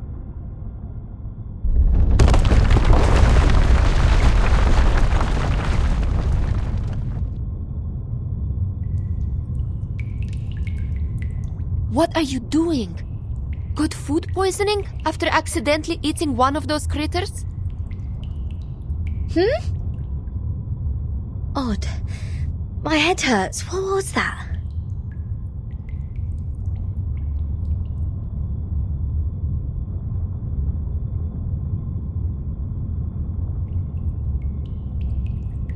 I'll make it short.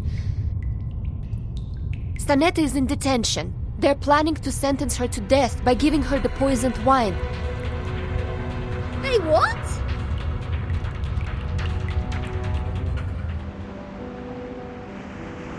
As you can see, this school on the island lives in a box made by the truth.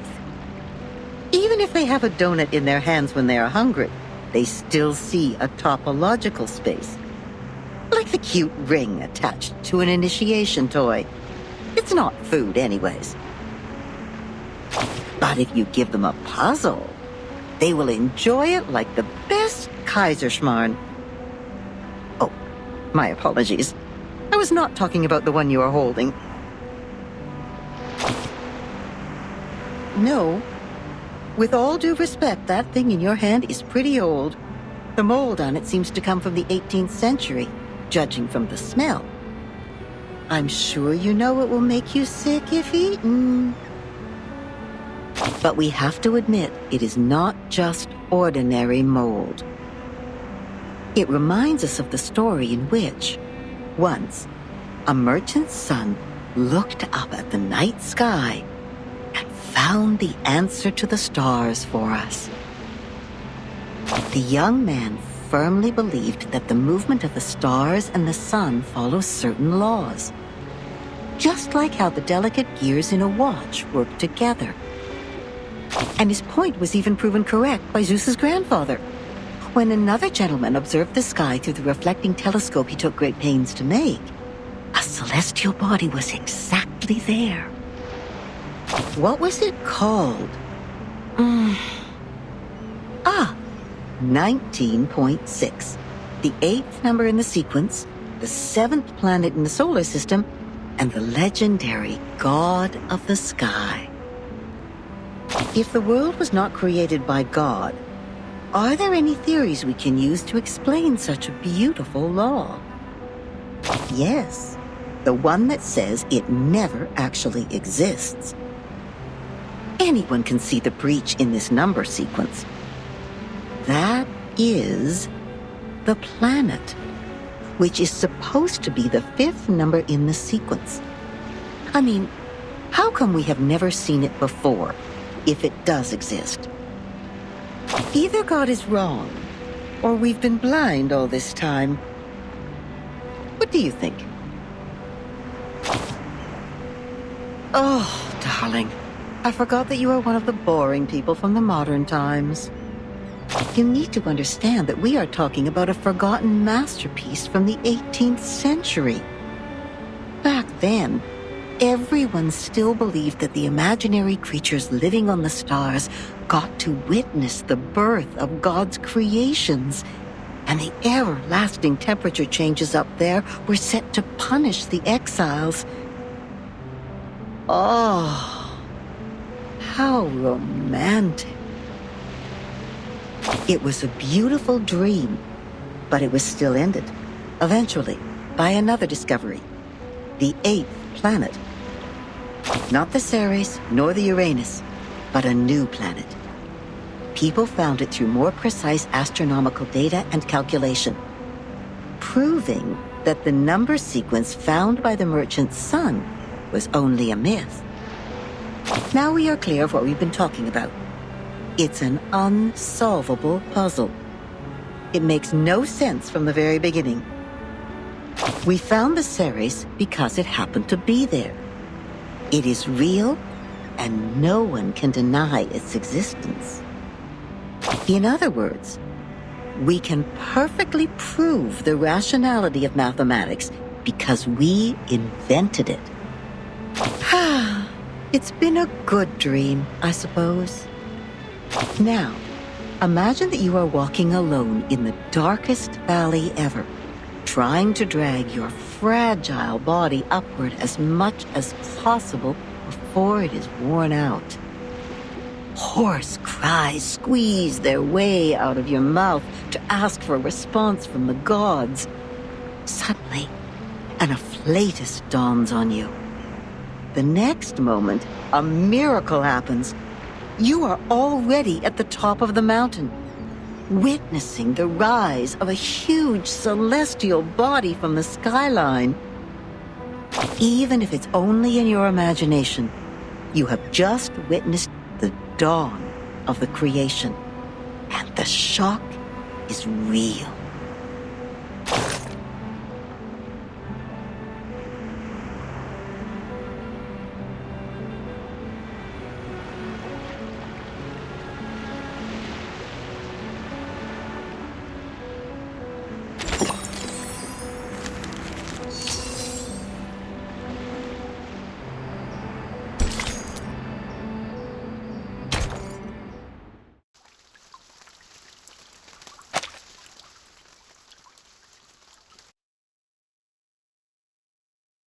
An old admonition is engraved here. Let no one ignorant of geometry or the irrational numbers enter. 37 told me you are the integers.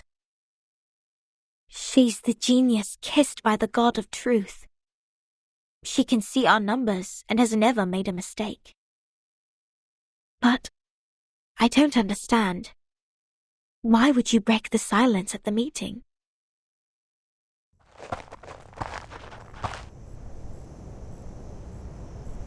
I apologize, Miss Sophia. I won't defend our behavior. You may save that apology for later. If you can persuade more than half of the people to vote for your friend's commutation, perhaps she won't be sentenced to death. I have gathered some case files from the past. I hope it will be of some help.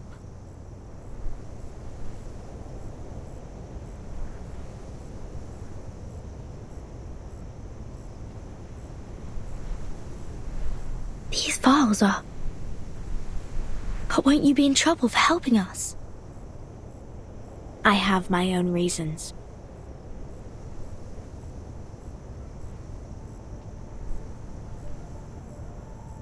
Integers are the living example of virtues, the standard of purification. It represents a soul existing in the world of forms, a true being. It is the floating points behind the decimal which dent the process of our overall purification. The evil.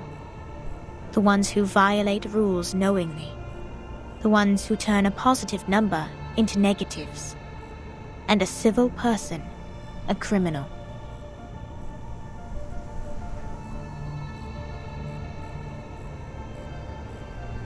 If integers like you would lose your life over some unintentional mistakes, wouldn't it be a great shame? Besides, I can't stand the idea of you being killed in front of me. Not rigorous.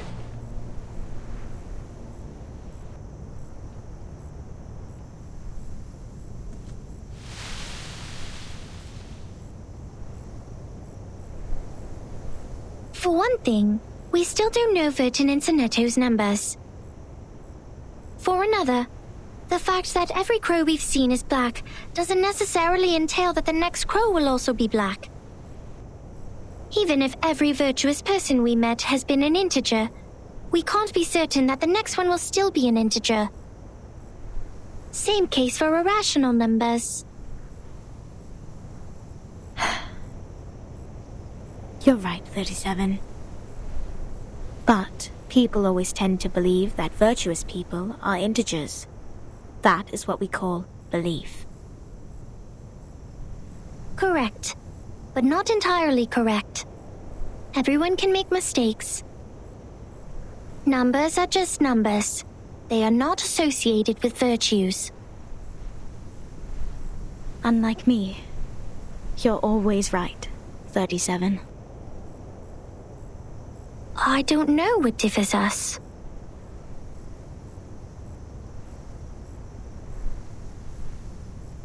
Will you be at the assembly? Yes.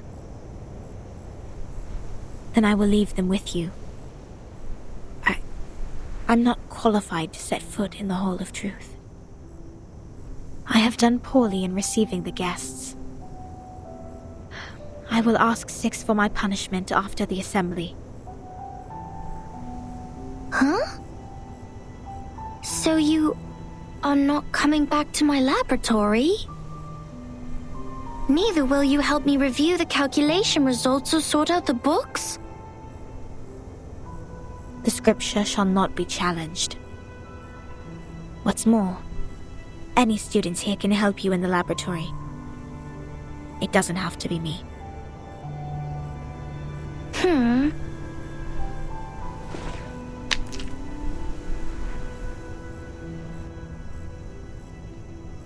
Had I known, I would have let someone else welcome Vertin and her friends.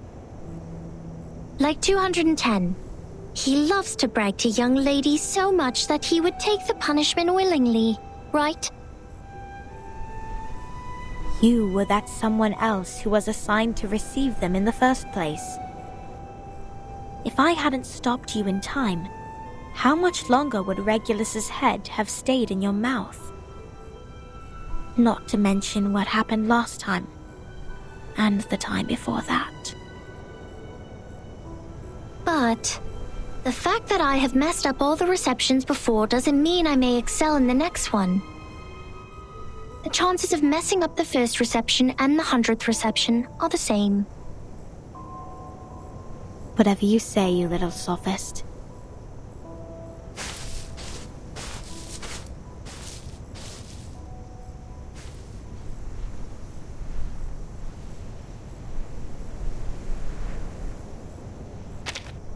Everyone says so. But compliments won't help her find her number.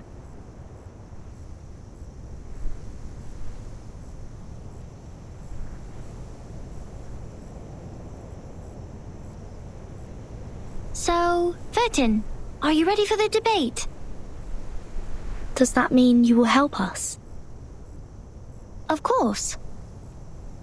I don't want to miss the chance. What chance? The chance to see your numbers. There's no greater knowledge than the knowledge of oneself. And there's no more exciting truth than the truth of oneself. I can quickly tell which types of numbers you are, but it requires proof to know the exact number of your soul. I want to know the answer before you see your own numbers. So it's 37 who proves it, not Vertin. I'd be glad to give this chance to you.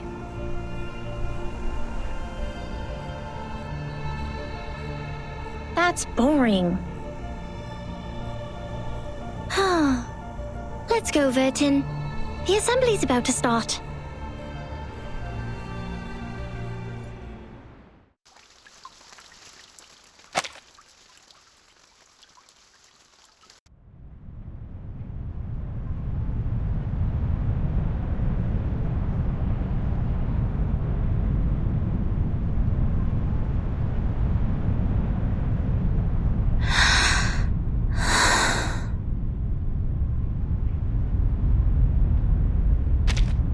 Don't worry, Timekeeper. I'll defend myself.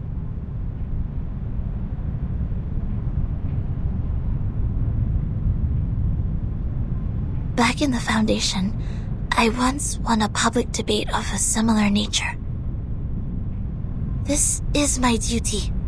I won't let it get in the way of the team's investigation. Sonetto.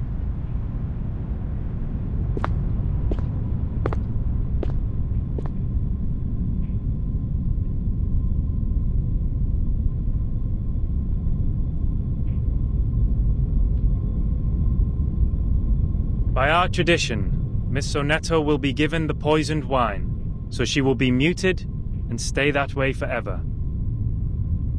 However, Sophia raised her objection against the decision. After giving the matter some discreet thought, I have decided it is necessary to hold an assembly and take care of it democratically. Those of you who agree to the death sentence may remain seated. Those of you who wish to commute Miss Sonetto's punishment, please put your pebble into the pot in the middle of the hall. Now, Miss Sonetto, Miss Vertin, you may defend yourselves. Until the sand in this hourglass falls to the bottom.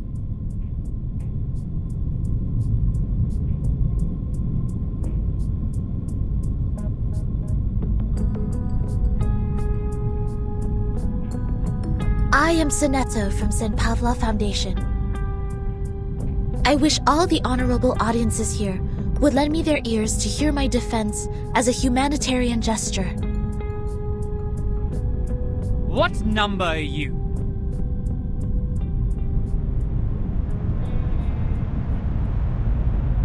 Defendant, the court requires an answer. What is your number? What? Me? No, I don't have a number. Don't waste our time. People without a number cannot stand in the Hall of Truth. All her words are void. Sentence her to death now!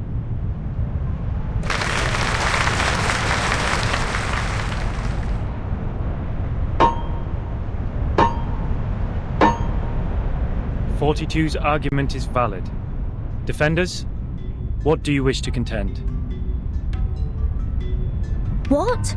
It's valid?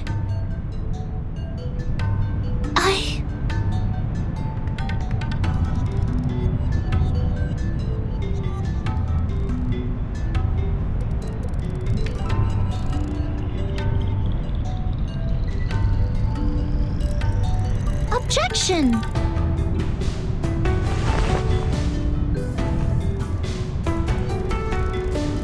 According to the record, the last time we inflicted severe punishment was in 1980 to a visitor who ate beans. He ate a carbuncle that feeds on beans. Then he was sentenced to death according to the set theory. In our scripture, eating beans is the most evil sin, which undoubtedly fits the most severe punishment. But if we are now executing people for breaking the silence at the assembly, how would it reflect our attitude towards the consumption of beans? Has the latter become less sinful? I suggest Sonetto's punishment to be commuted.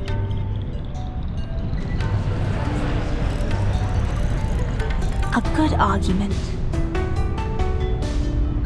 37's argument is deemed valid. The debate will continue.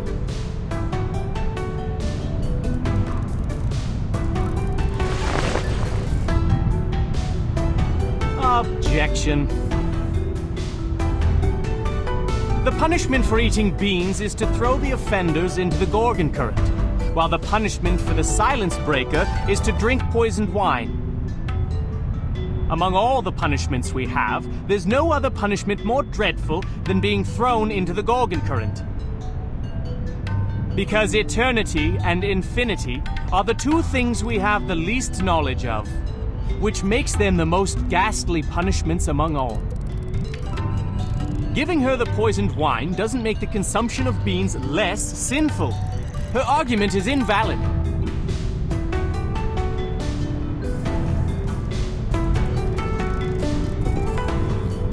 Objection!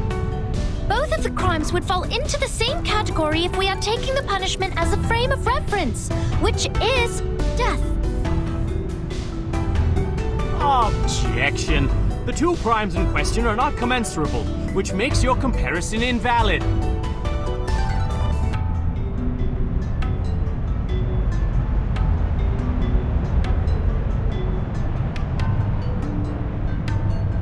What's this? I'm completely lost in this irrational debate. I see. So that's how it works. Timekeeper? Relax. I will help you.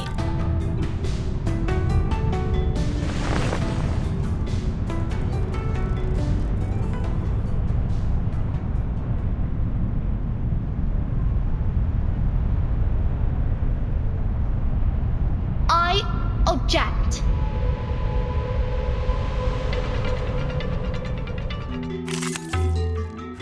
Look at my back.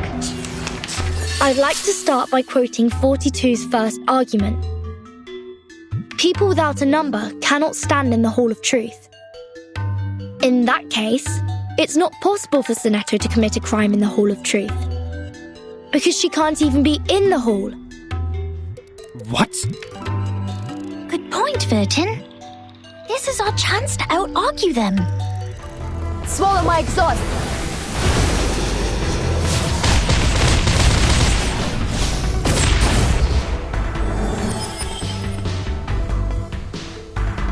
These are merely clumsy sophisms. We've all seen her break the maxim.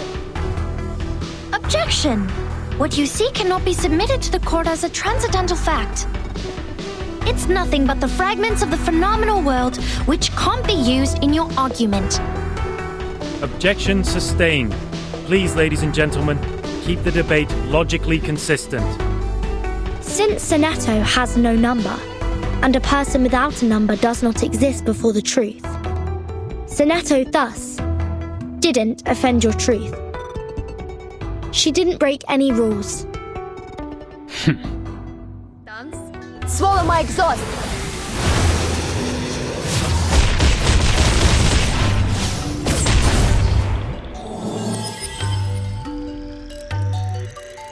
Objection! The rule breaker has a number. We can all tell that she is very likely an integer. Therefore, she should be identified as an unknown number, not void. Your sophism has failed. 42's argument is held valid. Is there anything else you'd like to add, defendant? Tell you a secret, Virgin? We would call criminals negative numbers. I got it! Swallow my exhaust!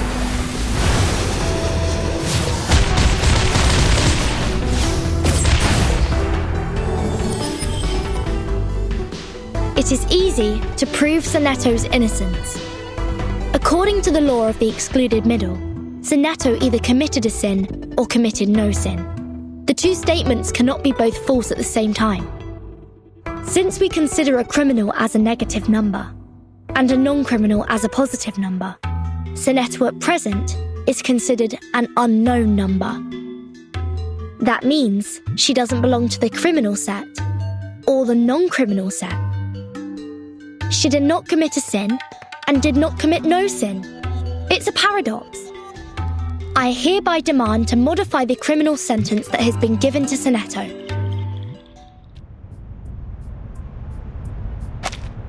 The law of excluded middle. A good sophism. Good for you to create a paradox from one sentence of my argument. But pitifully, you've made a fatal mistake. You've taken my argument as the basis of your defense. I said people without a number should be expelled from the Hall of Truth. You don't have a number either, Miss Outsider. Based on my argument, which has also been approved by you, I argue that all your arguments are invalid. There's no time left. 13 has a number. I saw it. What? 37, do you know what you're saying? Yeah. I read her number just now. 13's number is 0.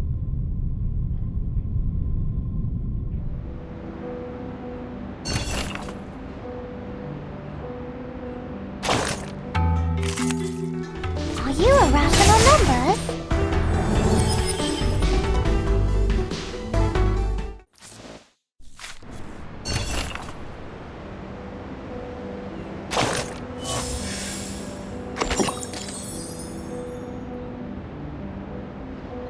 closer.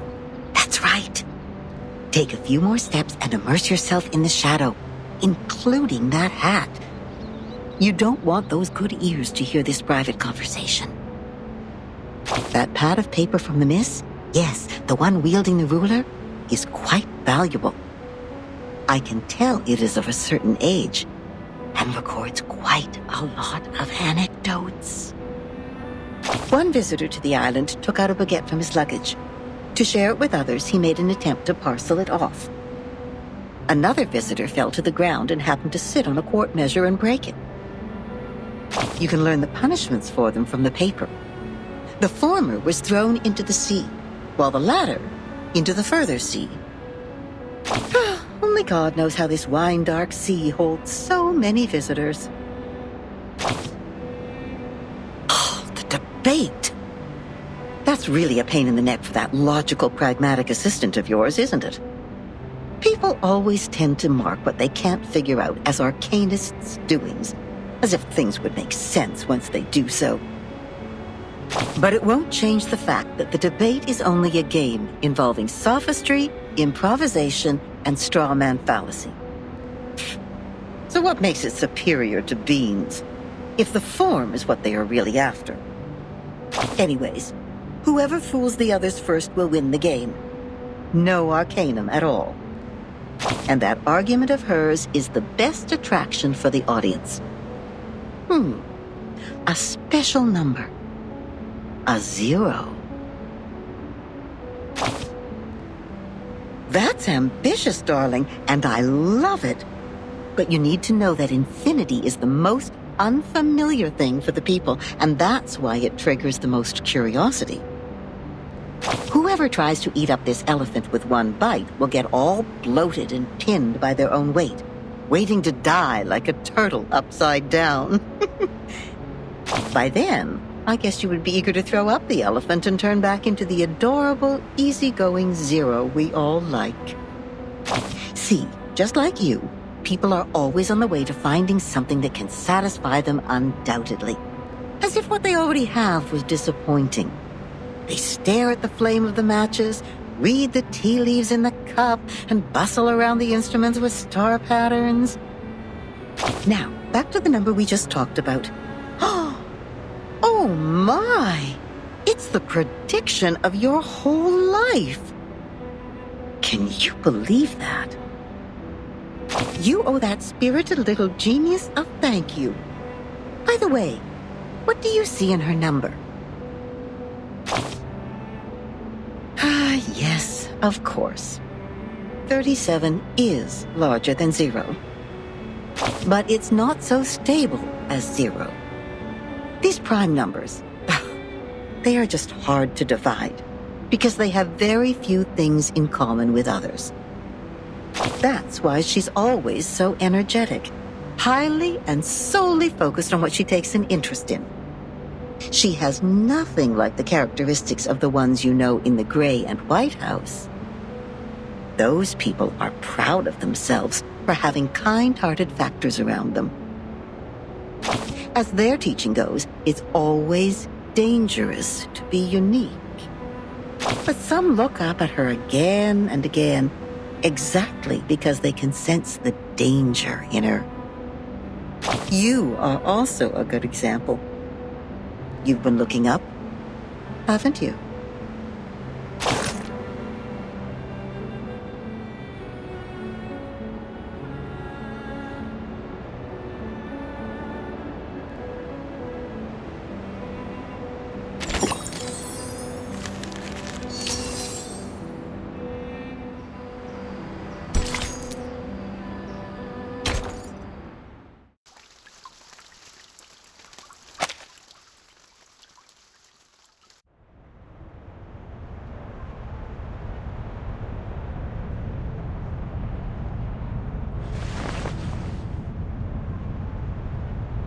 "37. You just said Vertin's number is 0. Do you know what it means?" Very clearly. Would you be able to submit proof to Apeiron? No problem. Half of you in this hall have put in the pebbles. If 37's argument is found to be true, every argument Vertin has spoken in Sonetto's defense will be deemed valid. Sonetto will be exempt from the punishment. I will announce the result once 37's proof has been validated by Apeiron. Thank you for your time.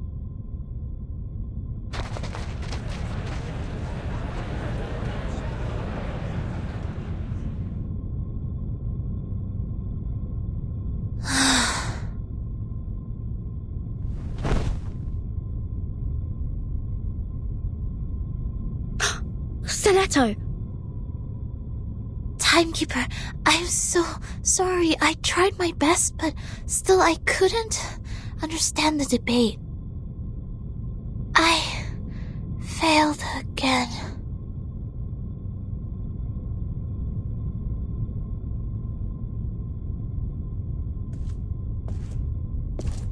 What happened to her?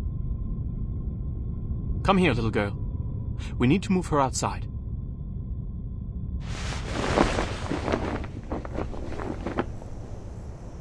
Lie her down on the ground and wipe her palm and feet with dew and peppermint oil. That would be okay.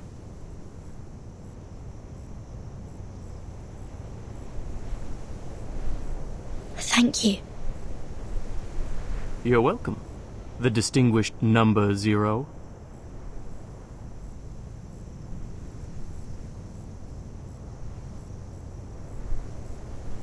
I'm kidding.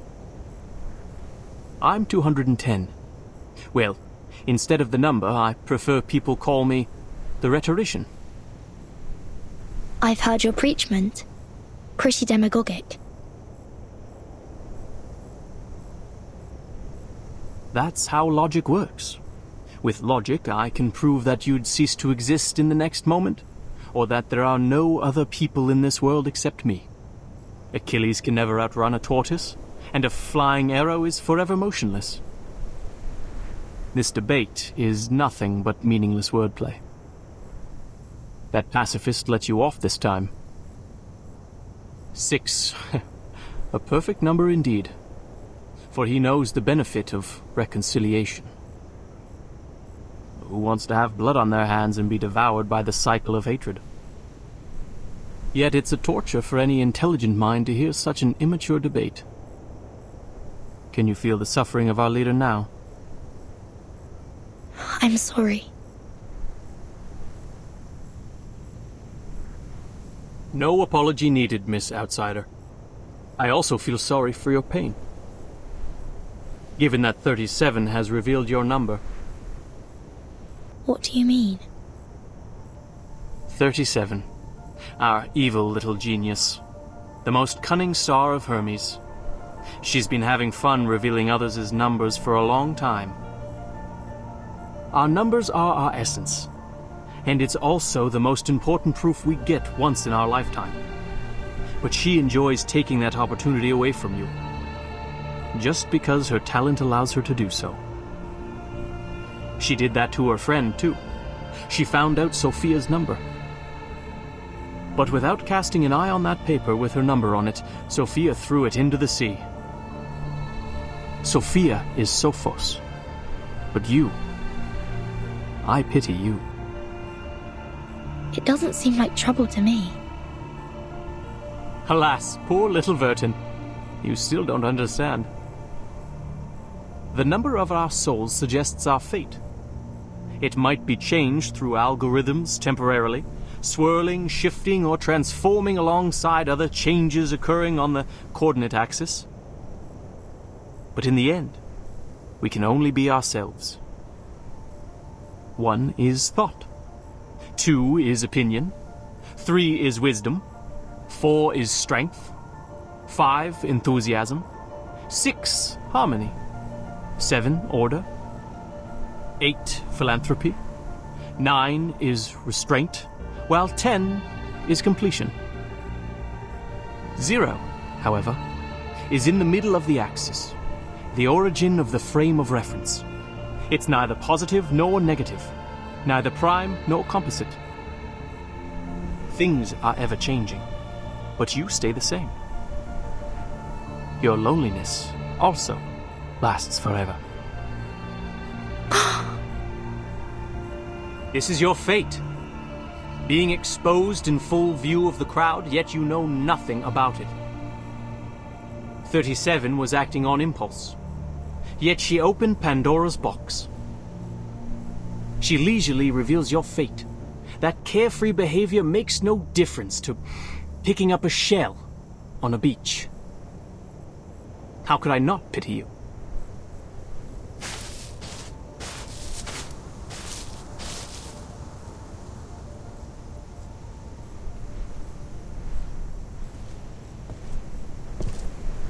Miss Vertin.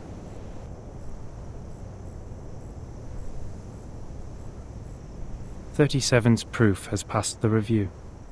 Your friend will now be exempt from the punishment for violating the rules. However, she has to take some catch-up lessons on the scripture. Please, meet me at the hall tomorrow at noon. I would have words with you."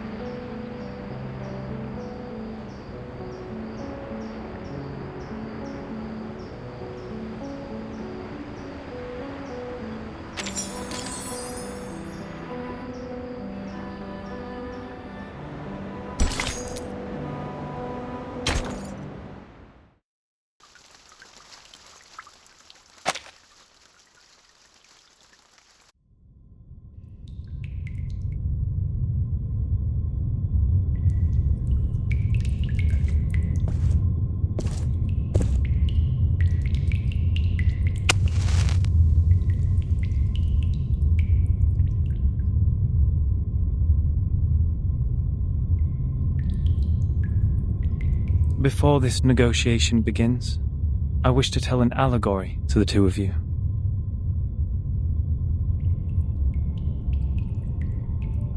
A group of people were imprisoned in a cave. Behind them, there was a fire. Before them was a tall, solid wall. Their legs and necks were chained and fixed, so they were constrained to look nowhere but to gaze at the wall in front of them. When they dropped their eyes, they saw their own body. When they looked up, the flickering light of the fire fell over them, and they only saw the shadows of what was passing behind them. No one had lived one day outside the cave. The shadows cast on the wall all there was to be perceived as reality. They had no knowledge of the real world. One day, one of them escaped from the cave, walked into the light, and saw the true world with his own eyes for the first time. Everything he saw or felt in the cave was nothing more than a mere shadow of the object's true form.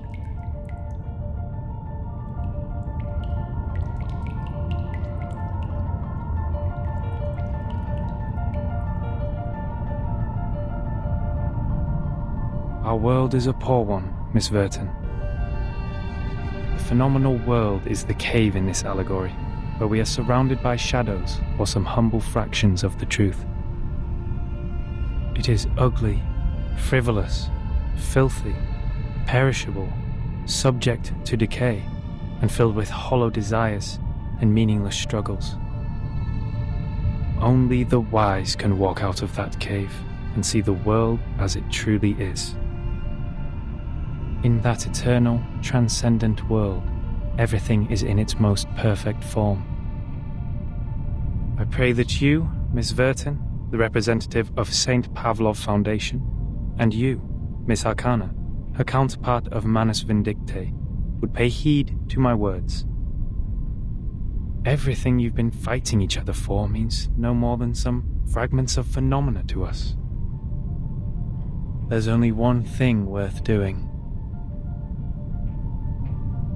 That is, to seek higher wisdom, develop one's virtue, and achieve greatness in life.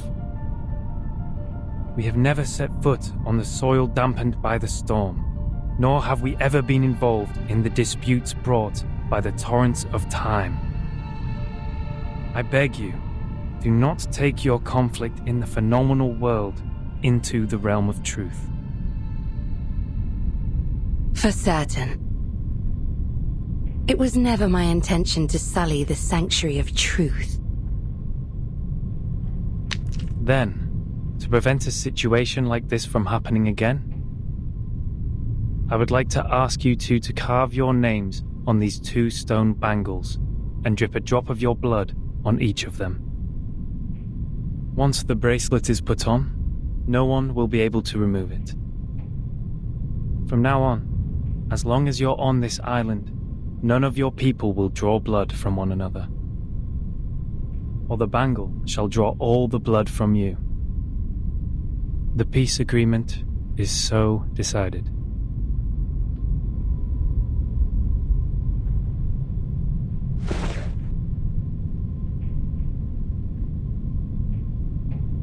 I appreciate that. I'll sign it.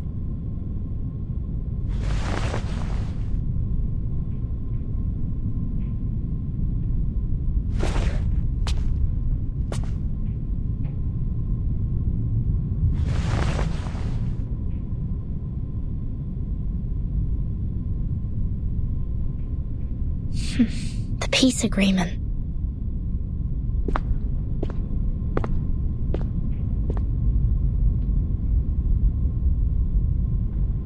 Lady Vertin, we meet again. I wish the best to thy friend.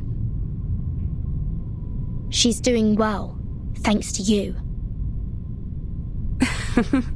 You're most welcome. Thou shalt quench, for times hath changed. I would not wish to shed even a drop of Arcanist's blood in vain. But Schneider should be the victim of a merciless bullet?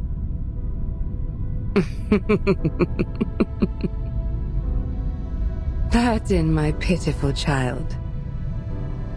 Did you forget? That merciless bullet cameth from a gun never belonging to me.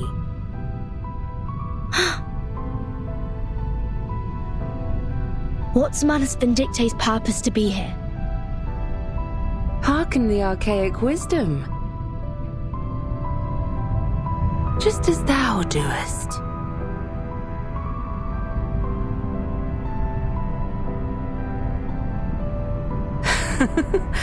I am not surprised.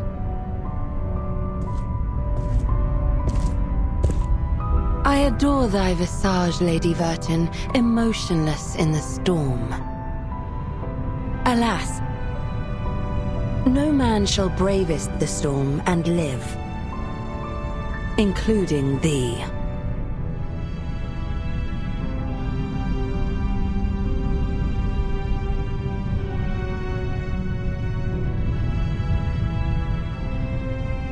A wooden box in the Elitiao's base has my name on it. Was that your doing? Sadly, it wasn't.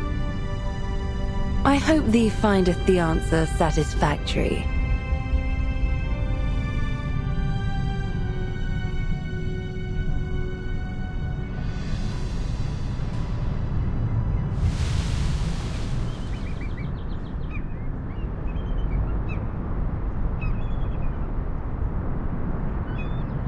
It's burning.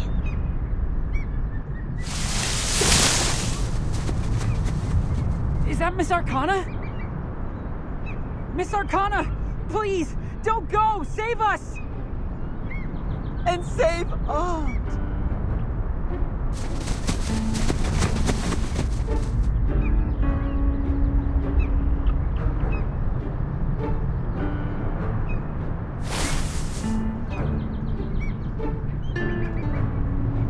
No!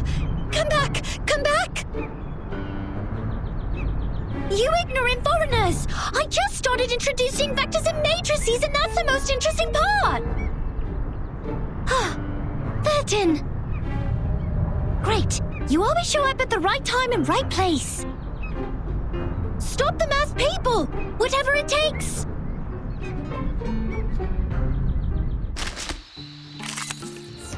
Sprinkle! Go! Go! It seems to be mixed up. It should be fine. Oh, look at you, climbing out of the cave in the allegory, all dusty and dirty like a little savage. They must have tried to fill your little brain with long preachment. But you should feel lucky, because at least they didn't give you a quiz right after that. Oh, that's our expert on absent-mindedness. Yes, we should bear in mind those glory days of yours back in school. Try to reach the corners of your mind, if you would. And there you will find another bunch of people standing in front of a stone table.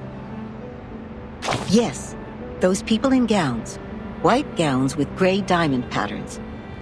One of them was standing on the stairs, gathering all the little vacant eyes to his side. What was he called? Give me a second. Teacher, instructor, tutor, the educator. Just titles like that. No names at all. No one gets to write down their names on that banner, after all. But they have nothing to complain about. You know what they say? What is reasonable is real. That which is real is reasonable. They showed you a broad avenue in their teachings where you could enjoy a sense of security with all the solid ground, convenient automobiles, and warm sunshine. And at the end of the avenue even lies an inspiring mission, to which you are expected to devote your whole life. There is a distinction between good and bad here, and it's as clear as our innate sense of right and wrong, like a floor of black and white tiles. Any stains on it will be noticed immediately. But in fact, there exists another path in the woods. It's much less traveled, leading to the unknown darkness which cannot be seen with eyes or proved false. You may even experience indescribable chaos and madness there. This path, however, has an excellent view, and it's one of a kind. The plants are thriving with bursting energy, and the flowers are blooming in a delightful atmosphere. So, which will you take? Oh, that's not an easy choice to make. This grandma must give you a round of applause. I would have even pinned a boutonniere to your suit if I had one. But I have to remind you, those things in there are not easy to deal with. They can drive you insane, and you have to be very careful. You've seen the living proof. Many were freaked out after they came back, and people had to tie and lock them up. Others even dug their own graves.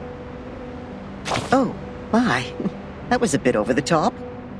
I hope I didn't scare you, darling. Here's some good news to cheer you up. Actually, there's still one more way you can take. It would be a good choice if you want to enjoy the scenery without getting lost in the darkness. I'm sure you know that myth. You shall take the soul of your love out of the underworld, yet you shall not look back. That's right. You shall pass by the sleeping sirens, yet you shall not make a sound. The ones with the belief set off. They entered the dark woods barefooted, yet moved so smoothly, as if they were walking on the avenue. They kept their mouths shut and eyes forward. They never turned back, never picked up what was not theirs, never set foot on the forbidden lands, and never looked straight at the sacred greatness. They showed frugality, patience, and wisdom in the face of hunger and danger. So the beasts continued to lurk in the shadow, and the ones with the belief passed through the woods safely until the path disappeared along with the direction sign. Then the first one to look back gave an exclamation before being exiled. Think about what I just said. That which is real is reasonable. Never look back in the woods, darling. If you don't want to be turned into a pillar of salt which can do nothing but wail, then never, ever look back. Yes, we'd better stay awake, stay calm, stay cautious all the time. But then there comes the problem. How can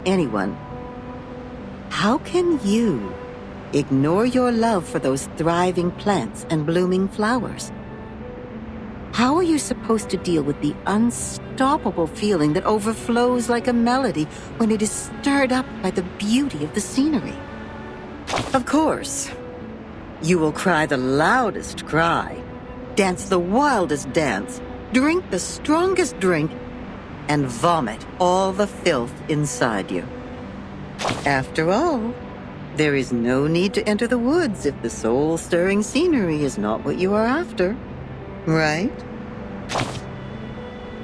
No. So you better let it slip your mind, darling. Just let it go and hurry forward. Remember to keep your eyes shut and hold your breath. When you do so, the scenery will no longer mean anything to you, nor will the fragrance of the flowers. You will get out of the woods and reach where the truth lies. Is that what you want? Don't worry. We have plenty of time. You may come back at any time and pick another way.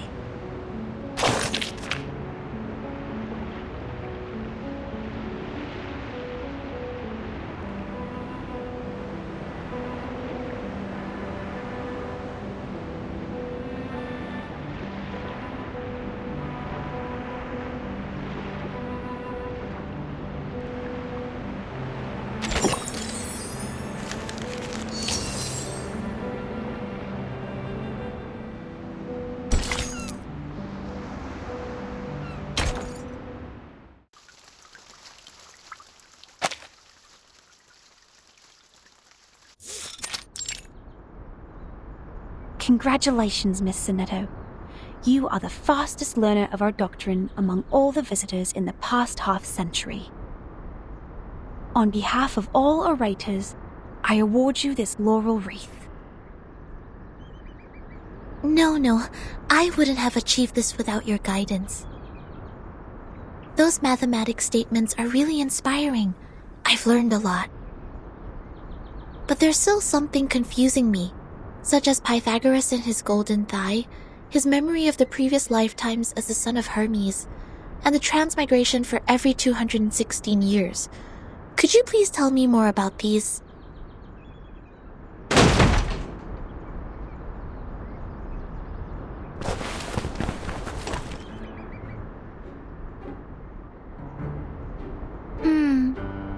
Why would people fail to see the charm of the matrices? This is not right. I need to spend more time on teaching.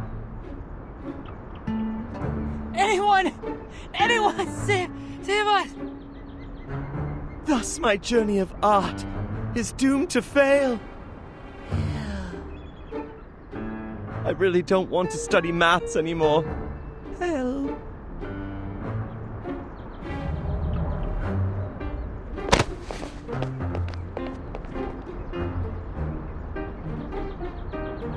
Timekeeper, you are here. I heard that you completed all the lessons on the scripture. This laurel wreath suits you well.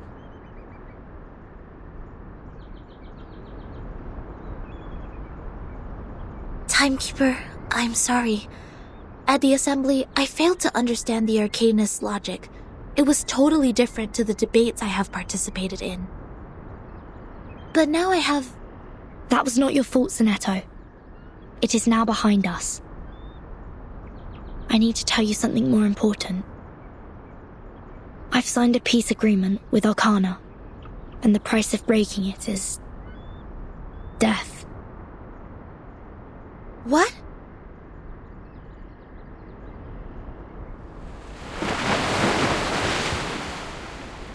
So Manus Vindictae is also restrained by the stone bangle like we are.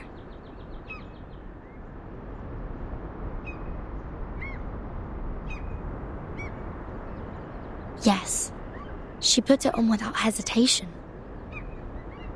But I don't think her purpose would be as simple as hearkening the ancient wisdom.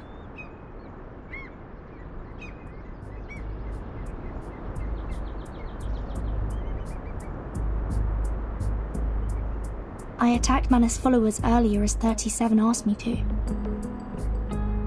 But I received no punishment from the Bangle. Perhaps this island makes its own judgment on what to be classified as hostility, like it has a mind of its own.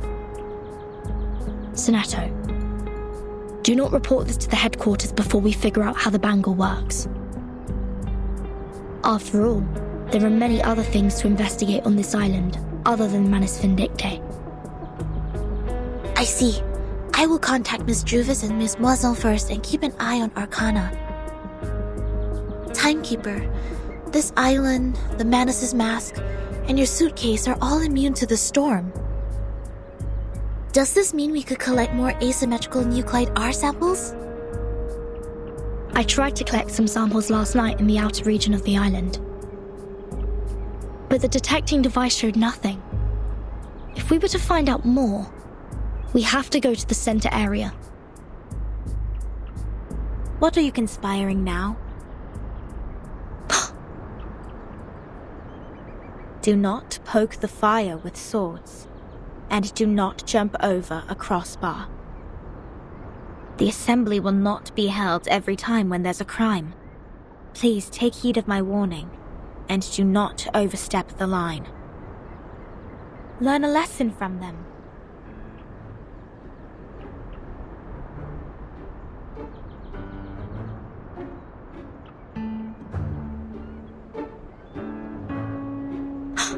Lilia, didn't you say you have Regulus with you safely? Apologies, Vertin. I was going to rescue Soneto through a very creative underground tunnel. But things didn't quite go as planned.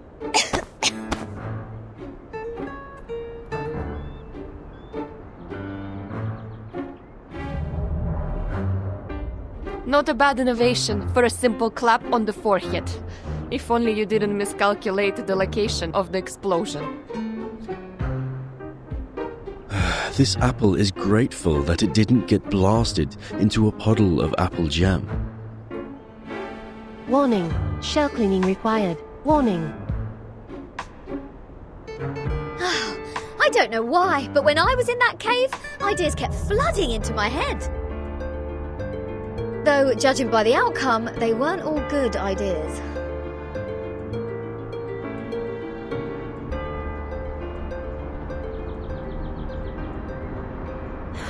On a routine patrol, I found them trying to break into the cave. I'm not surprised that an irrational number would try to trespass on forbidden grounds. But you two? The integer and the fraction? What were you doing with her? This is a serious crime.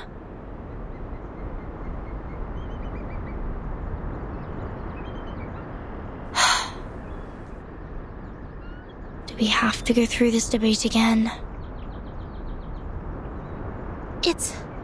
It's okay, Timekeeper.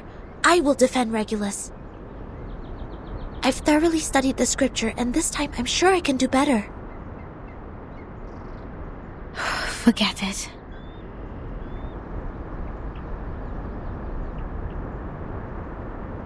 Forget it. It is unwise to waste time trying to understand an irrational number's motive. Besides, we should let the reckless take care of the least important matters. That's it. Regulus, you will come with me to clean the beach. Huh? Me? Again? Since you have too many floating points, words of discipline would not work on you. We would have suggested you study with the rest of the students here.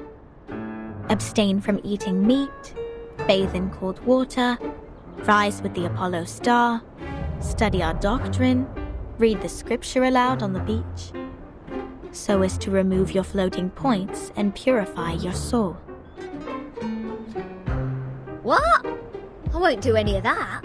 But taking your peculiar character into consideration, I decided that some compulsory labor would be the better option.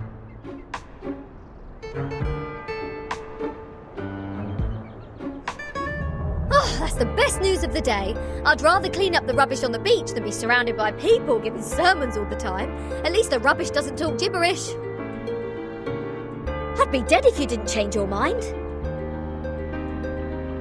Regulus, studying the scripture is not that scary.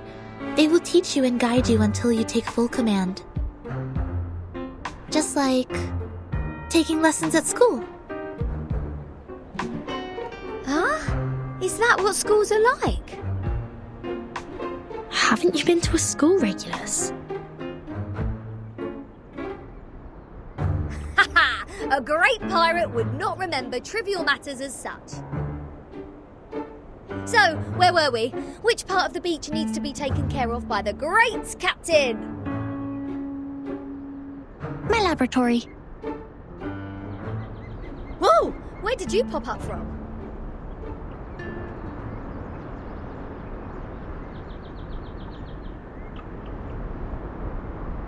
"37. Aren't you supposed to preach to the visitors?" I've seen their numbers. A group of negative repeating infinite decimals. They will achieve nothing but to repeatedly step in the river of mistakes. I gave up on them. Fine. Those of you who are complicit in breaking into the cave will also be sent to labor. Sonetto and Lilia will come with me to patrol. Regulus, you can go clean the lab. As for Verton, you will assist 37 with her study of the emanation. Don't waste more time on the trivial matters of the phenomenal world. Integers. That was the sole reason you were on this island, was it not?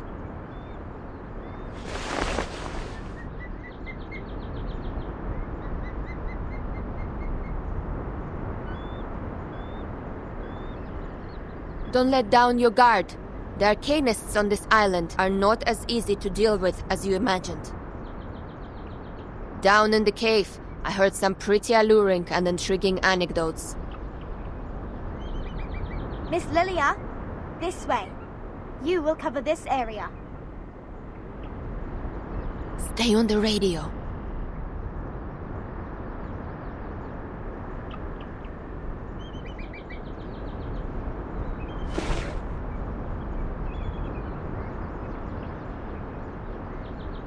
Don't worry, Timekeeper. Lilia and I will keep an eye on Manus Vindictae. We are counting on you, Sonetto. I have a feeling we are coming closer to a big secret.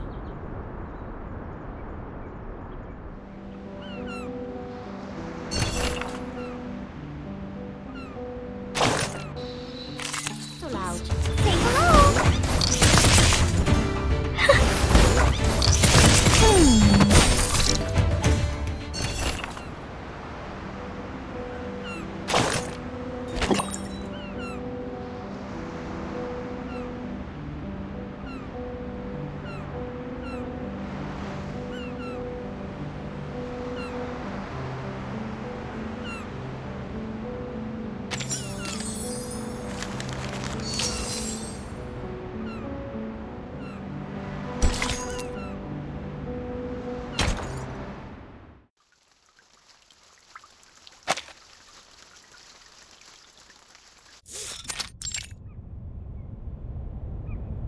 What? What am I looking at? So your so-called sacred project is this gigantic IDM computer?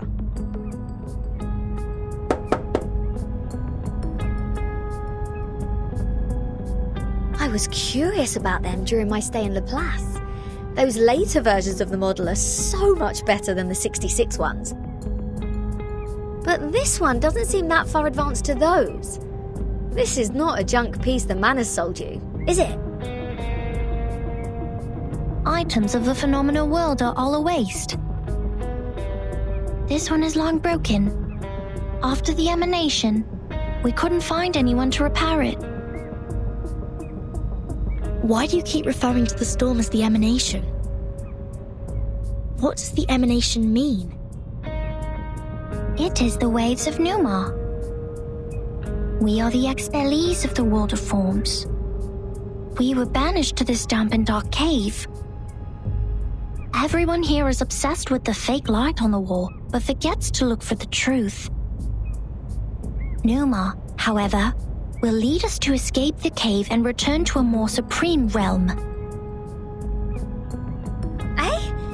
You make it sound like we're living in piles of rubbish. Aren't we? Of course not. If you ask me, I'd say you have absolutely no idea how wonderful the outside world is, because you have never left here to try it yourself. Dr. Pepper, the music festivals, Rory Storm, the Hollies, and the Rolling Stones. Oh, there are too many to count. If it weren't for this sick storm, I would still be riding a motorcycle in one of those races in London. Your soul must be pretty contaminated. And the computer, they can calculate extremely large numbers within seconds, better than hundreds of thousands of you combined together. In the case of numbers, it's not the bigger the better. Also, this computer has never played a useful part in our study. Come on, mate. You people just leave it in a cave. It's like sending an infant to the kitchen and waiting for it to bring you dinner. Never mind, you'll see what I mean after I fix it.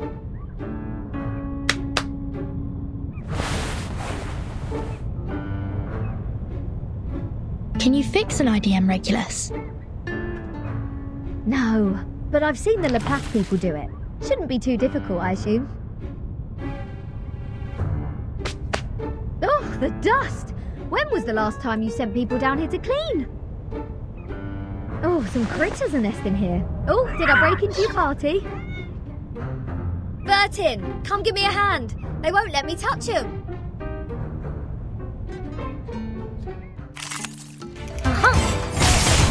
Right wind.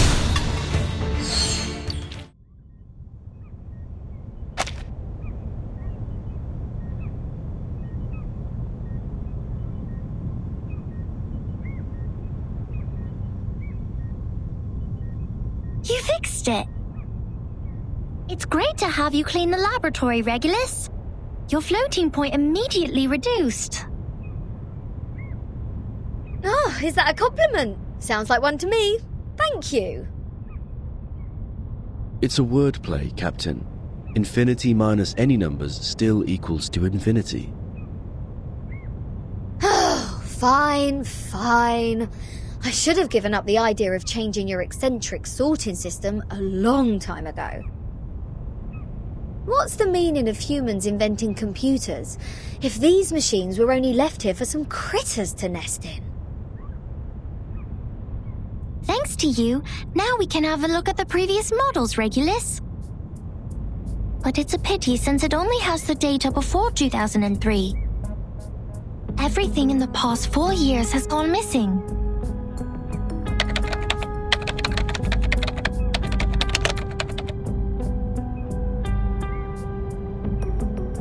This is our chronology, Vertin.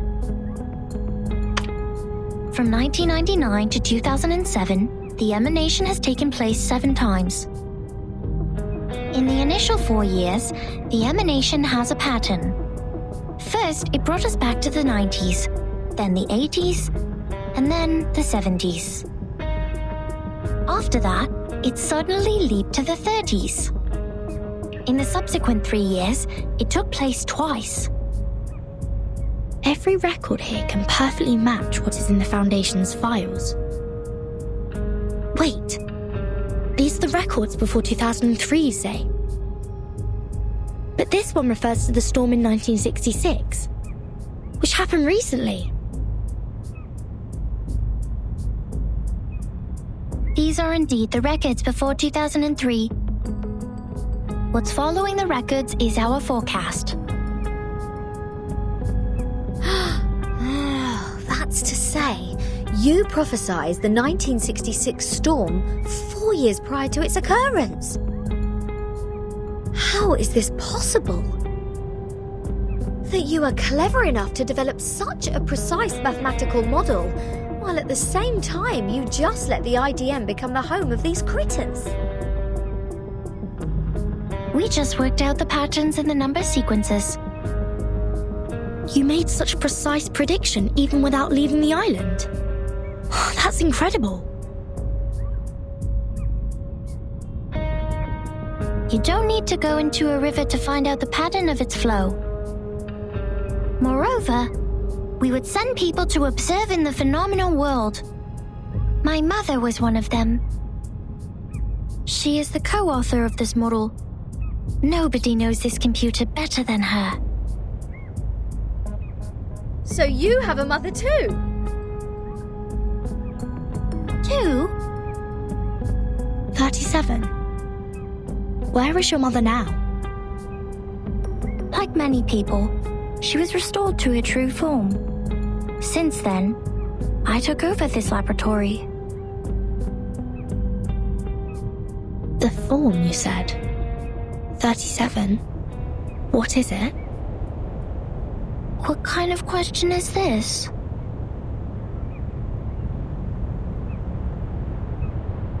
The form, or the essence, is what's left of you after all the fakeness has been peeled off.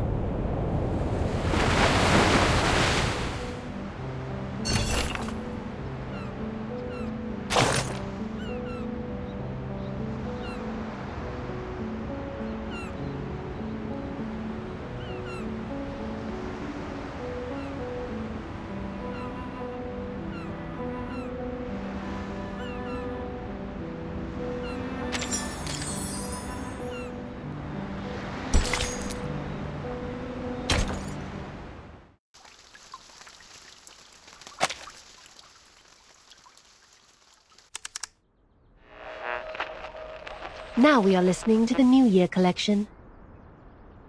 The world-famous painting Mona Lisa was found and returned to Musée du Louvre in the afternoon of December 13th. The U.S. Congress passed the Federal Reserve Act on December 23rd, formally establishing the Federal Reserve System. The conflict between Austria-Hungary and Serbia has escalated. Bulgaria challenged the Bucharest Peace Treaty. Tension is building up over the Balkan Peninsula. In London, futurists gathered under Big Ben, celebrating the upcoming 1914. This is news of the outside world?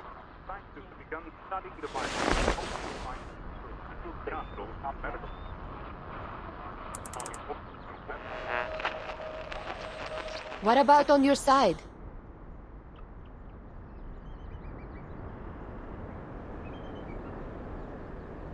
Well, I am with Sophia. Arcana's still in the hall. She hasn't taken any action so far. Got it. Please keep an eye on the Manus followers. Be mindful of the restrictions set by the Bangle.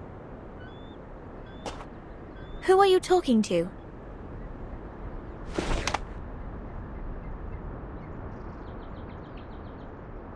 Just checking up on Lilia. Please stay vigilant during the patrol. This is the last place we need to check.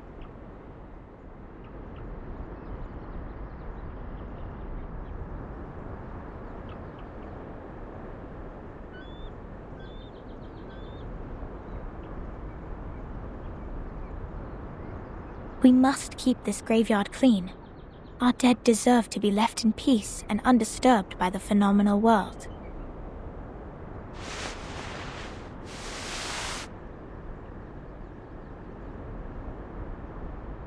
Miss Sophia, you said this is the graveyard?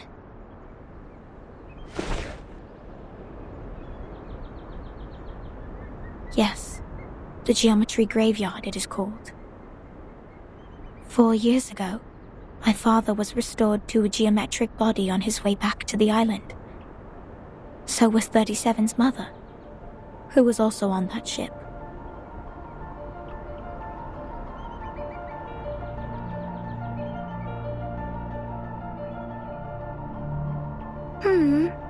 Why are you crying, Sophia? I was wrong. We calculated it wrong, 37. We miscalculated the impacted area of the emanation. We thought the ships would be safe in the Gorgon current, but the safe area is in fact 5 degrees away. When the emanation happened, the bow of their ship had just entered the safe area. But it was too late. My dad is gone. So is your mom. I know. But why are you crying? My mom and your dad have come back to us, right? Have come back? Do you call this coming back? Like this? In the form of geometric bodies, cold and silent, being pushed to the shore?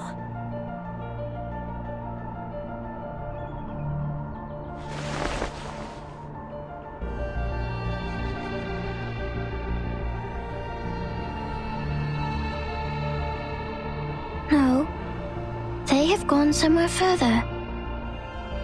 Look at them. These geometric bodies. How pure and how elegant. I've never seen such perfect geometric bodies before. If they are not from the eternal and transcendental world of forms, how should we explain this? 37? I'm going to study the emanation, Sophia. This is the best chance ever. The transcendental world finally opens its door to us. We will reach our hands to the forms and explore the oldest and eternal laws.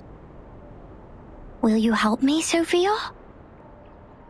Next time I will definitely make a better calculation. I promise.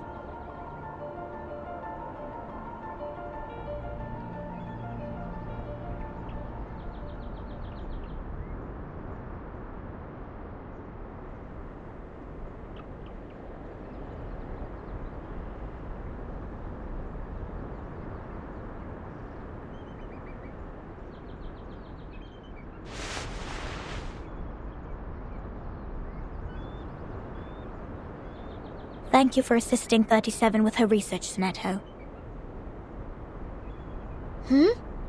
No, I didn't do anything. Timekeeper knows the storm better.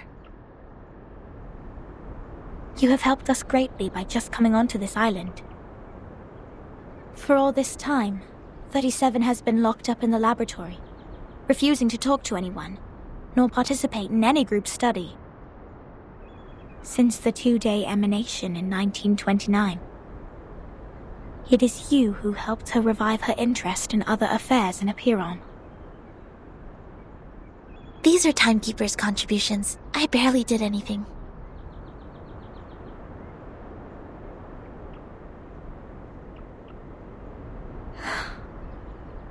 I can't help 37. Because I don't see the charm of numbers. I lack the perception that an integer should have. That's why I can't see my own number. The number's charm? Sorry, I have never thought about this. For me, Arcanum is my inborn mission. If you ask me, you are an unbelievably excellent Arcanist. You can flatten the ground, clean up the beach, and rectify errors. You did it in an efficient and precise manner, which is already an advanced ritual. Any students who have sworn to knowledge can do this easily. They aren't doing my job because they wish not to waste time on these trivial fragments of the phenomenal world. Because they have seen the truth.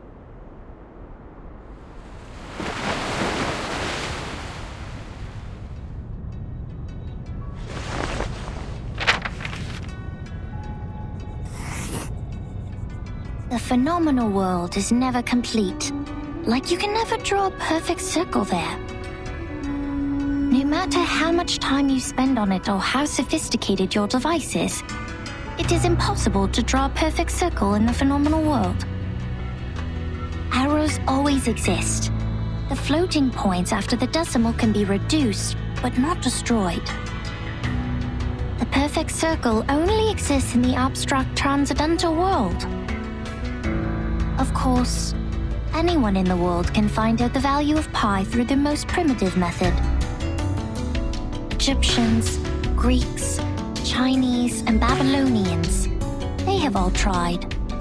They made circles with twine, painted on the ground with twigs, or measured the land with cubit rods, but none of them actually drew a perfect circle. However different their practices were, they found out the sole truth, the approximate value of pi. Because the essence of the circle is hiding in the imperfect manifestation of it.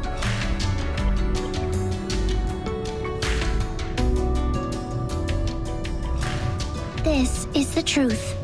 It is eternal, unchanged, pure, and transcendent. Anyone can reach out to it at any time, in any place, by any means, and everyone will get the same answer from it. The forms transcend all matters.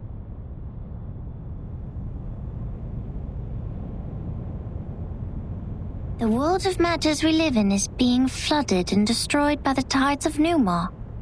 When the tides recede, what is left on the beach is the essence. This doesn't sound right. Let me think. How come your theory reminds me of the Manus doctrine? 37. We see the storm very differently.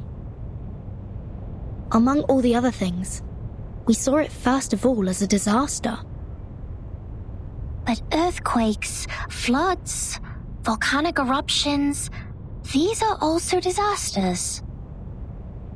These catastrophic events happen not because they have a reason to destroy. They just happen in this world, like we do. This is what my mother taught me. She must be proud that she's a perfect geometric body now. I'm sorry for mentioning your mother. Why do you apologize, Furton? Are you feeling guilty? This is a very unusual feeling for a number like you. I don't get it. Why did you say my number is 0?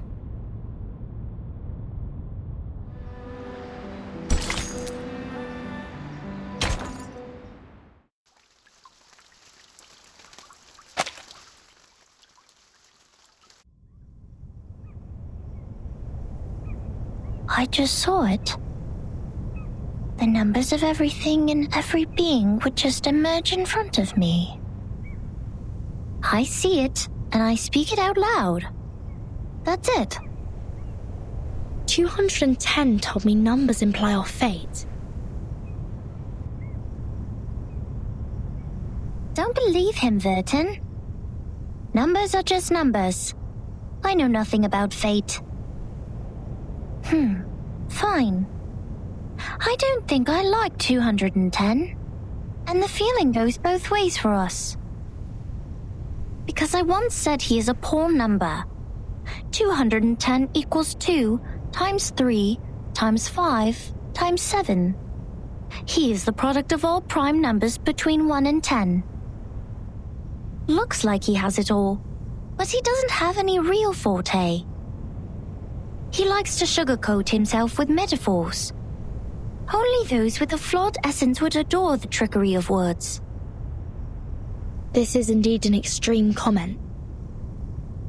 And 6 is no better. Every leader of Apeiron has been a 6.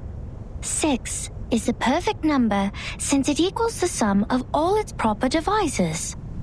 1 plus 2 plus 3 equals 6. But this number has been overrated. He's not that special. What about your number? What does 37 mean? I don't know. I am 37. I've known it since I was born. so does everyone else. People told me what it means, but I have never tried to prove their theory. I know very little of fate, so I always think, even if I find out their essences, does it mean I have known them better?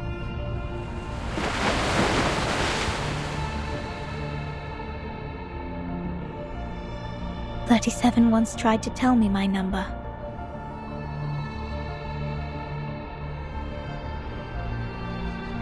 She wrote it down and put it into a bottle, but I couldn't get up the courage to open it. I didn't want to know.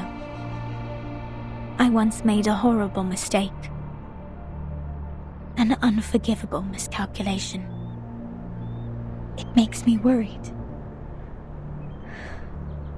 that I may also be a mistake. So I threw the bottle into the sea.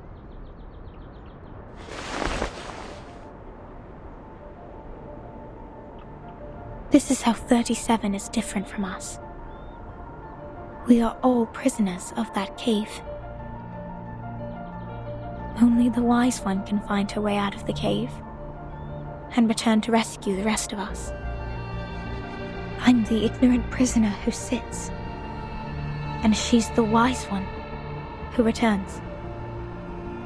I will be crushed into dust by the truth, while she will be the star shining above it.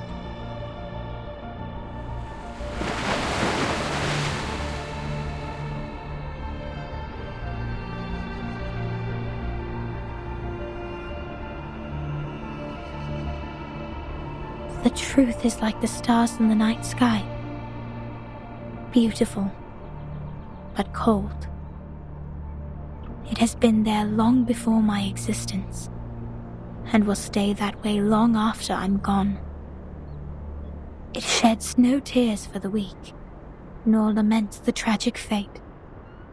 It's forever bright, and always moving forward.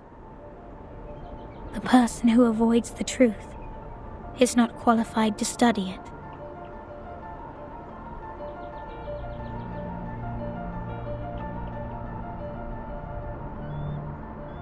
I'm sorry. My interpretation has been emotional. No. I think I kind of know how you feel, Miss Sophia. However unworthy you think you are, there must be something we can do. Maybe we can't reach the core of the truth, but we can clean up the path to it for the future explorers. This is our fate. Interesting insight. I have come to understand why 37 likes you so much. Let us go back to work then. Start from dusting the tombstones.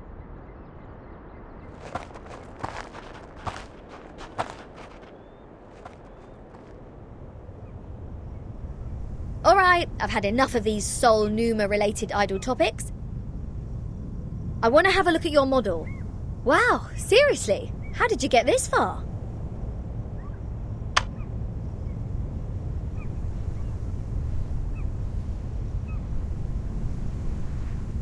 This model has been proven wrong. For 4 whole years we had been optimizing it. But the emanation in 1929 only lasted for 2 days, which means our calculation was entirely a failure. That model is just like this computer. It's a piece of junk. And this is all I can present to you.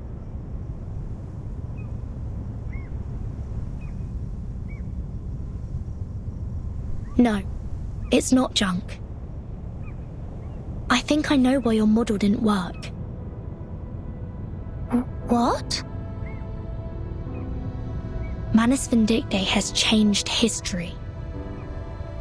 They accelerated history, forcing historical events to happen earlier than they were supposed to.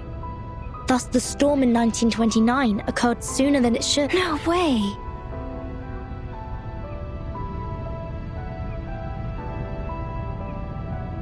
Controlling the emanation. Changing the history of the outside world. Numa is eternal and transcendental. It won't obey any orders given from the phenomenal world. Neither will it change its patterns because of some fragments. I'm telling the truth, 37. I've been there, in the storm of 1929. Your model was not wrong. You just missed some key information. You've never been to the place where the storm falls, and thus know nothing about the symptoms of the storm syndrome and the true purposes of Manus Vindictae. No! That's impossible! Even if there are means to control the emanation, it wouldn't be like this. If this is true, does it mean the phenomenal world, this insignificant phenomenal world, is more transcendental? Mother's model was defeated by this?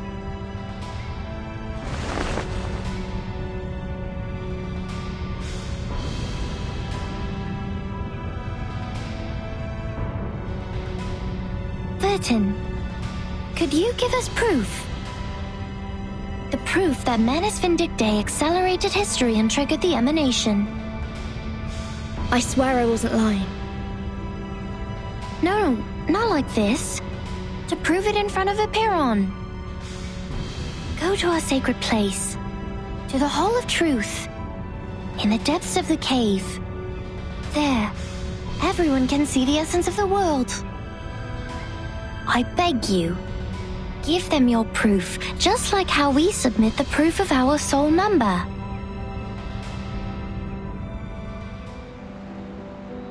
Come here. Place your hand on it. Feel the texture.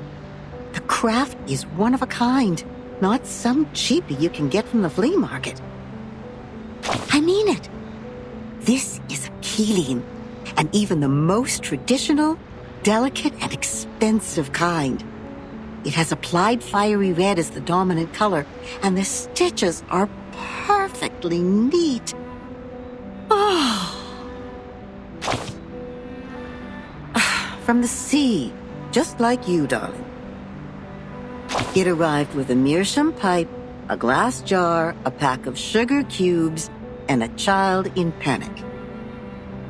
Both she and the Keeling were born on the land where the craft originated.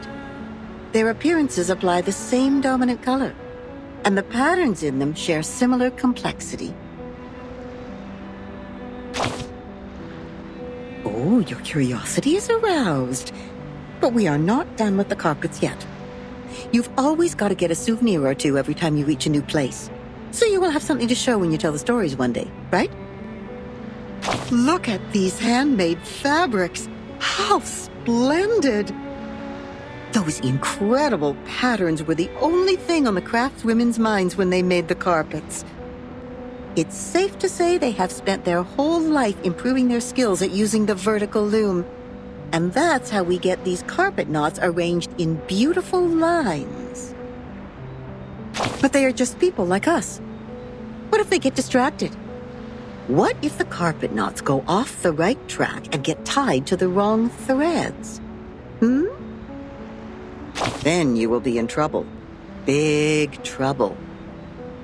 All the problems in the universe will come at you, and the situation will be even worse than the bureaucratic system of a millennial empire.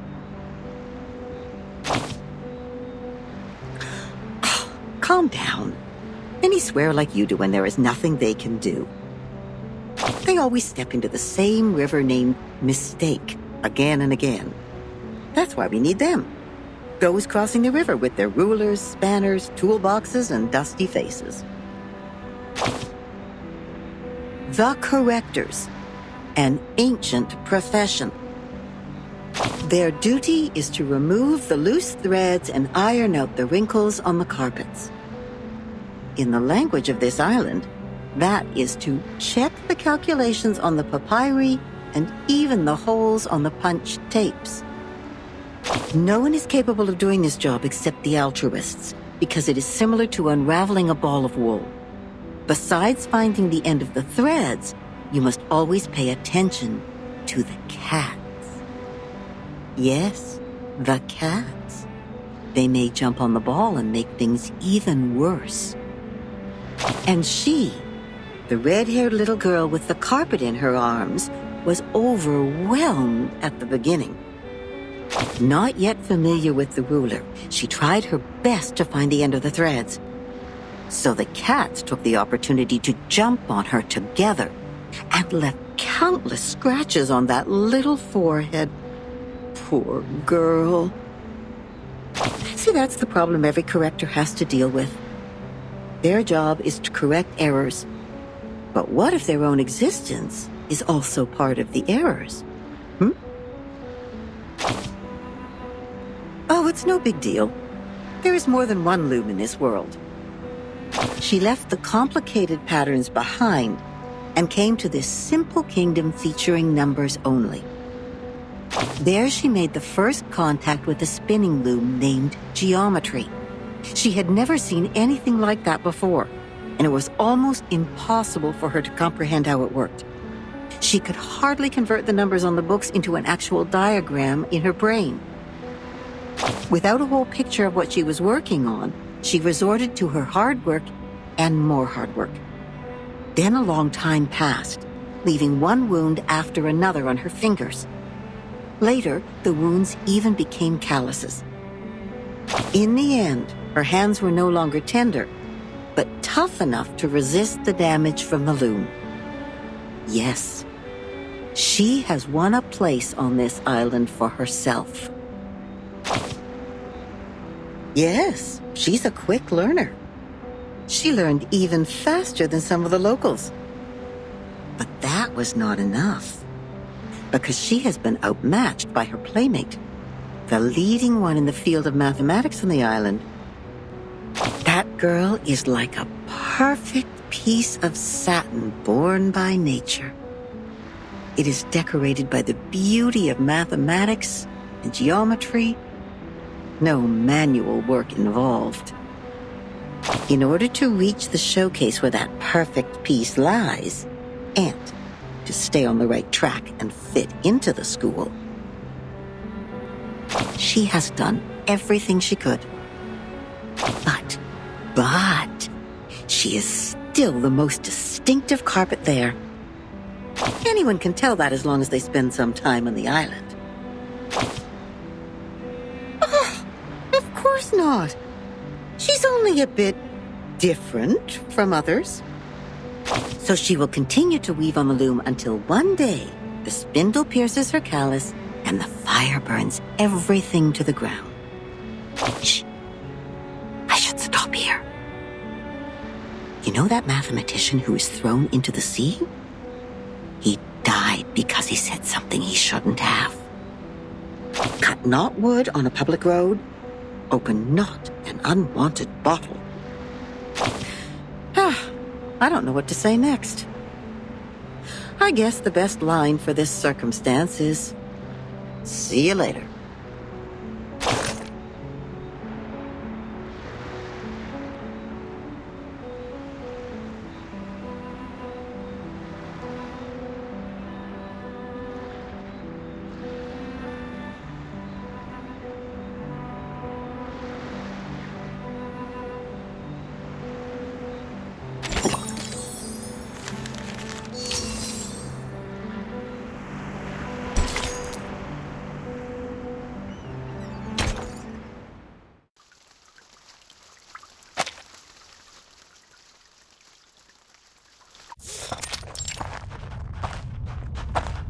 Wait a second, just a second. Isn't this still the dungeon? Are you setting us up? All caves are interconnected. This is the way to our sacred place. 37, wait. I remember Sophia once told us that trespassing on the sacred place is a serious crime. No worries. The restrictions were to help us not be distracted by the unimportant details in life.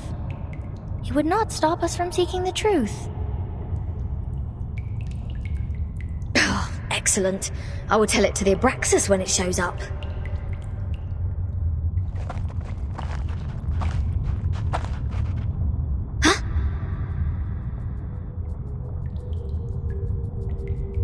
Hey, 37. Are you sure this is the right way? My heart just sank as if I took a bite of those overnight potato chips. Are you scared? Oh, you wish. But when I was exploring underground with Lilia earlier, we ran into some fog like this one. Oh, it doesn't bring you any wanted guess, mind you. Maybe you were their target because you are an irrational number. Oh, is that so? You integers will be fine then. Good luck.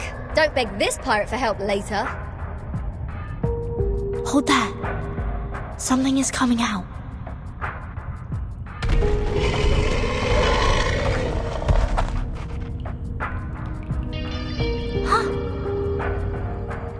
Rooster head with 2 snakes as its feet.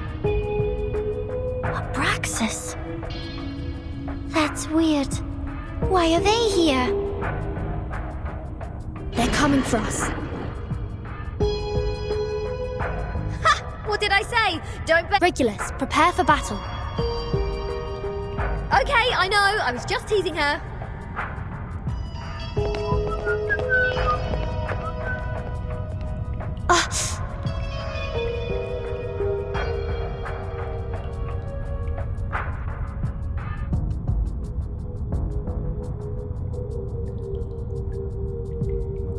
The stone bangle is activated.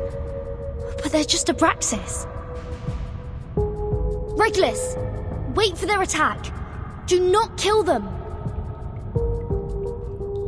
What kind of request is this? Listen to me, Regulus. That's of prime importance. Fine. If it is of prime importance, this pirate will try her best.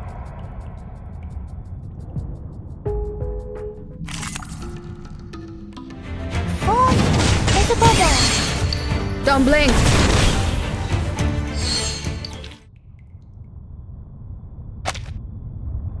That's it. I still have 10 more songs to play. These are not the same kind of Abraxas as we've encountered before. Do they have different varieties? Wait, where is Miss 37?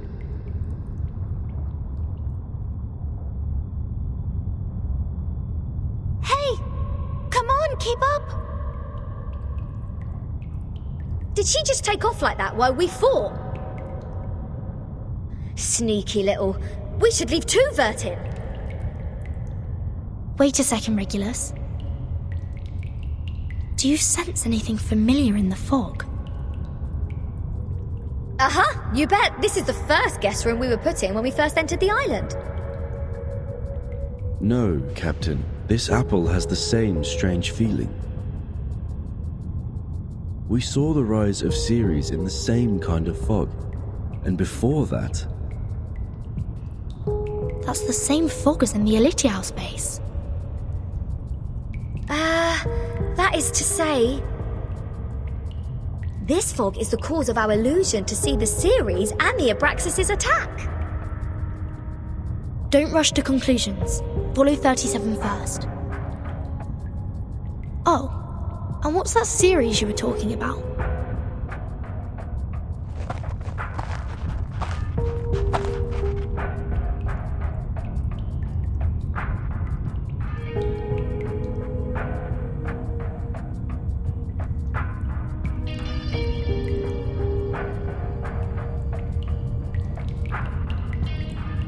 I just picked up a piece of paper. Like this, just bent over and reached to the ground.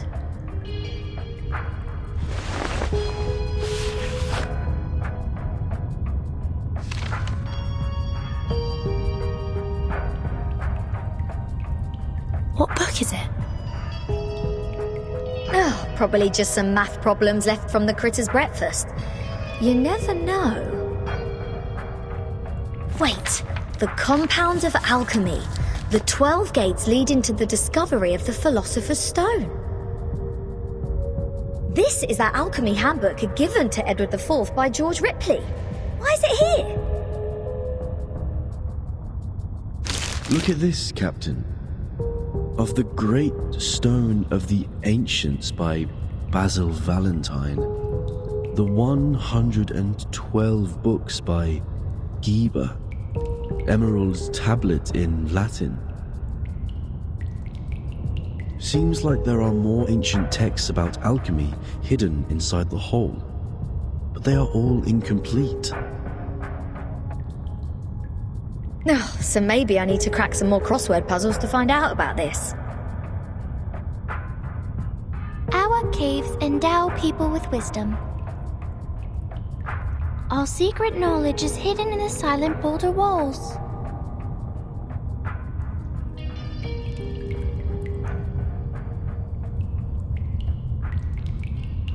The knowledge in those books is just a drop in the ocean. Follow me, Regulus.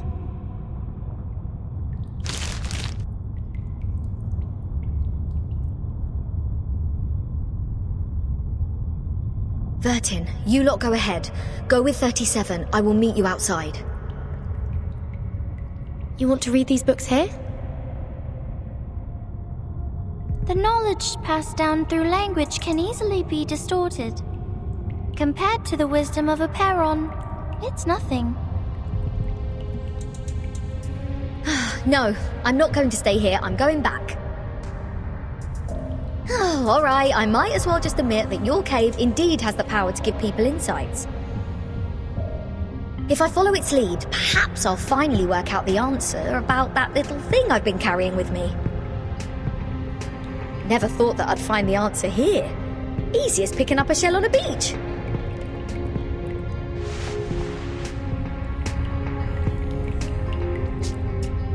What? You don't want to get closer to the truth? Of course I do. And that's precisely why I don't want to get to it so easily. I don't want it to be fed into my brain.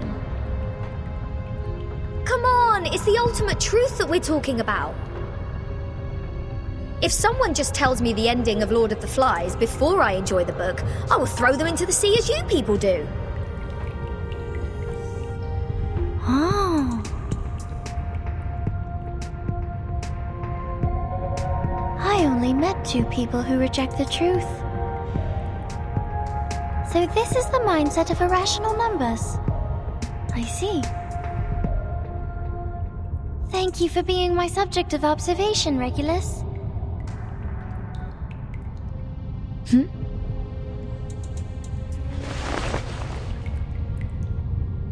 Go, Vertin.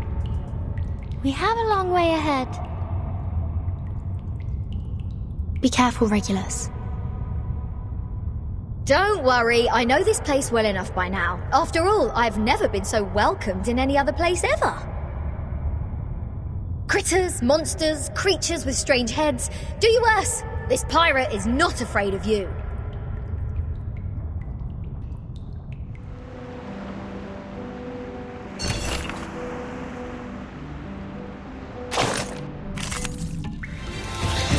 Don't worry. I have prepared it all. I have prepared it all. Radio waves are everywhere. I tripled the ingredients this time.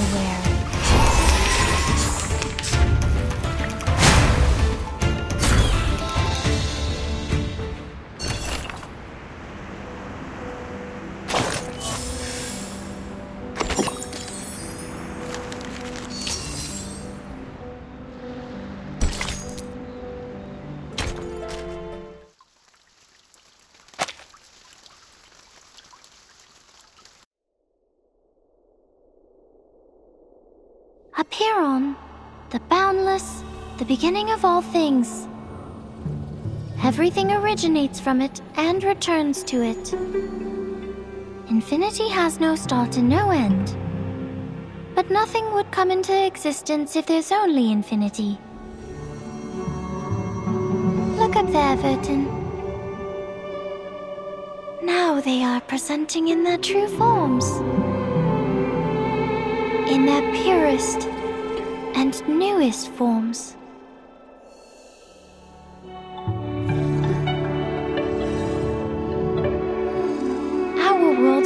from the wounds on infinity. When it's cut by finity, the patterns of the cutting are what we call mathematics.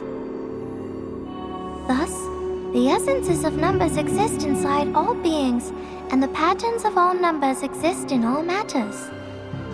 The length of a butterfly's wings and its body are in golden ratio, and the plant leaves grow on their stems in the pattern of the Fibonacci spiral. This is the most primitive rhythm of Arcanum, and it is also the beginning of our extraordinary study. This is the essence. And how do I submit my proof? Close your eyes, Vertin. Only when your eyes are closed will your mind open up. Now, stay fully concentrated and recall the question you want to verify. Only in the absolute contemplation can truth reveal itself to you.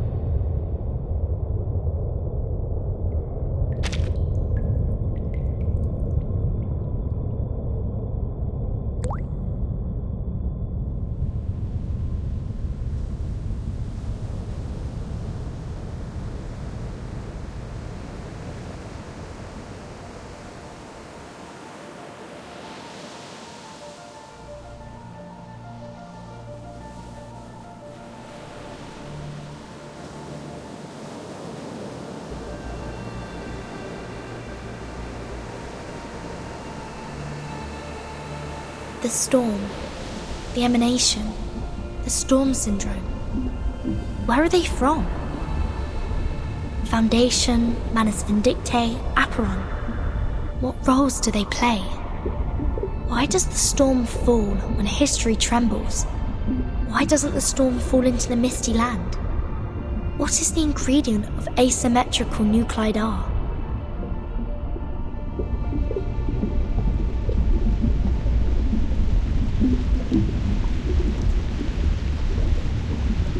The world is a dark underground labyrinth. But Numa can guide us to go beyond all things and reach the exit. Vertin, can you see it?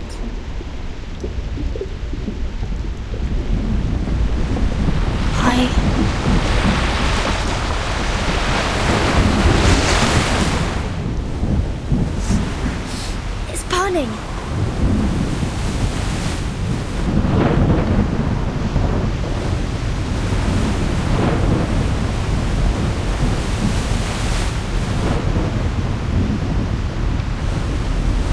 What's going on?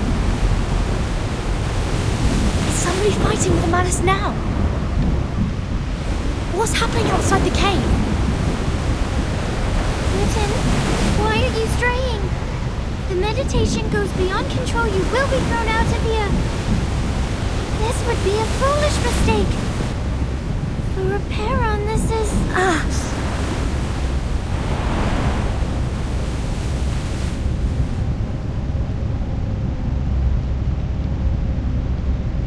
Alas, no man shall bravest the storm and live. Including thee.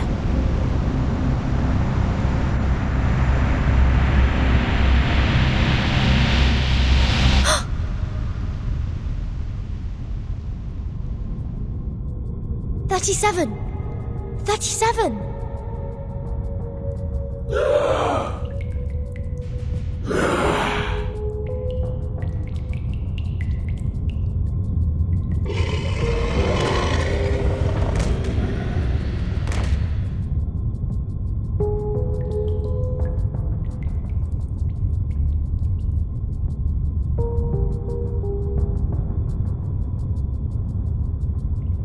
What happened? Were all those illusions? If it weren't for the heat of the stone bangle that wakes me up, would I go as crazy as they did? This stone reminds me of the spinning wheel.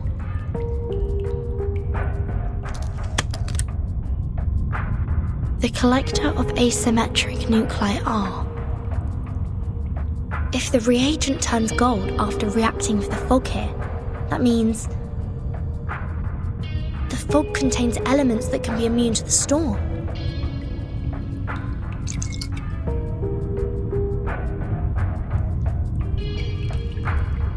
The color changed faster than I thought. The concentration of R is hundreds of times, no, thousands of times higher than in the Manus' masks. In other words, whoever owns this cave can produce the protective equipment of the storm in big numbers. Is that the reason why Arcana is here?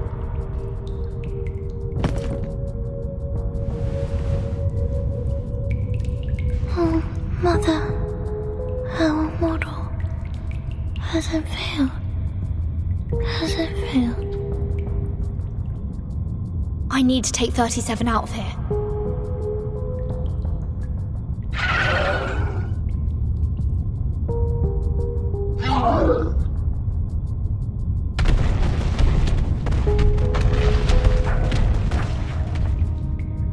So the Abraxas were people from the Manors. The fog here can affect people's minds, like those around the lake in my suitcase.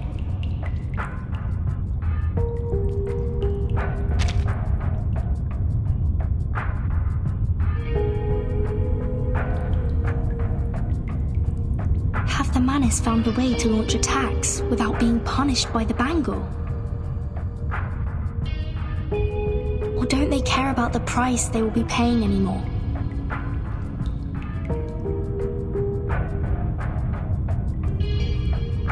I hope Regulus didn't throw my words to the wind.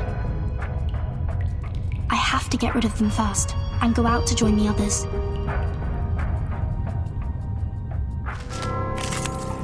Who ate beans?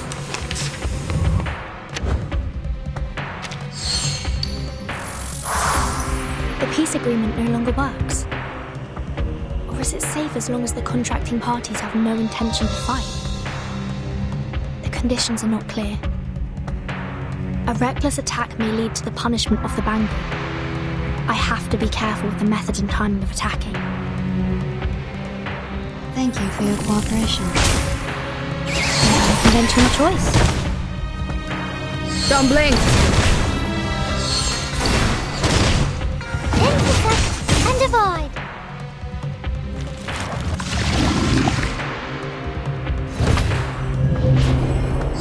Wait. The body is melting. It turns into a seed. So this is how the Manors fight against the restrictions. They sacrifice one man to feed another.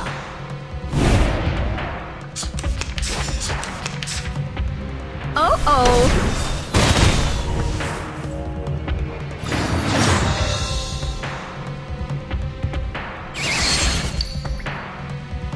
The sacrificed follower has been absorbed by the seed. Is this some kind of ritual? Okay. One can see the form of everything. 37? Can you hear me? Mother.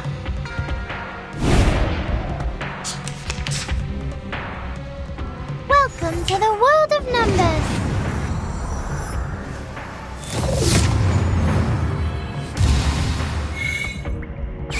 Swallow my exhaust!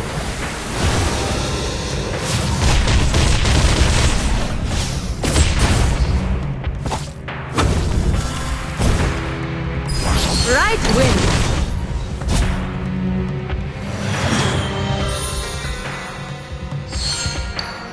The dead followers turned into geometric symbols. Is it because of the cave? So the seed is the form of Manus Vindictae. The forms transcend all matters.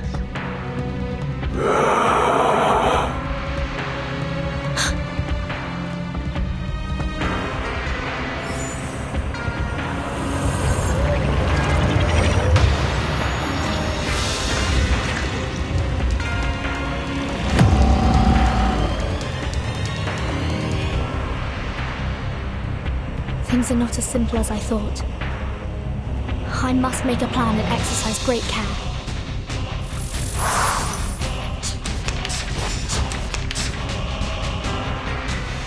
Welcome to the world of numbers.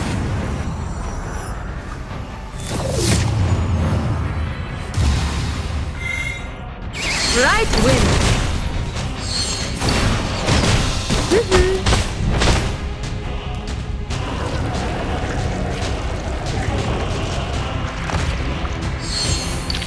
Form of Manus Vindictae. It's more distorted than I thought. It's all over.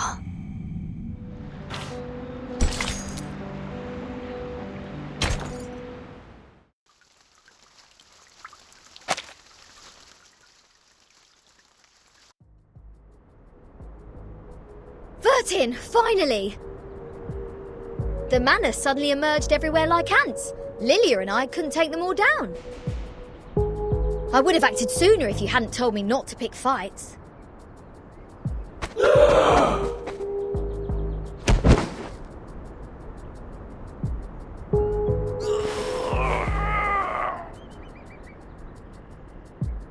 Bleen, all they want is to attack, even if their blood will be sucked out. Insane! Back when we were spying on them, I told Sanetta to screw the peace agreement through the radio. I knew those geometry psychos and the Manus would go mad sooner or later. They were not that crazy when they were solving the math problems. There! What the hell happened down there? The cave is the key to be immune to the storm. There is a cave on this island, which has the same effect as my suitcase. That's what the Manus are after. What? But hasn't she also put on the stone bangle? Even if she can break free from that bangle, there is no way she'd let her followers keep carrying out suicide attacks. And if she has signed that peace agreement, how will she take the cave from Apeiron? Vertin?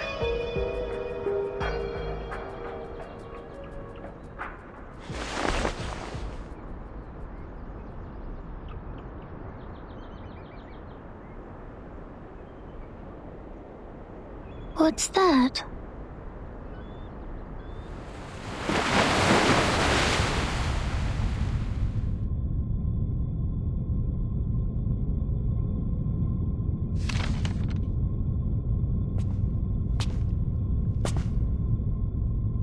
I'm afraid you have overstayed your welcome, Ms. Arcana. I have to regrettably remind you not to overstep the boundaries, despite the great help you've given to us. I take not thought for needless disputes. But to ask a simple question.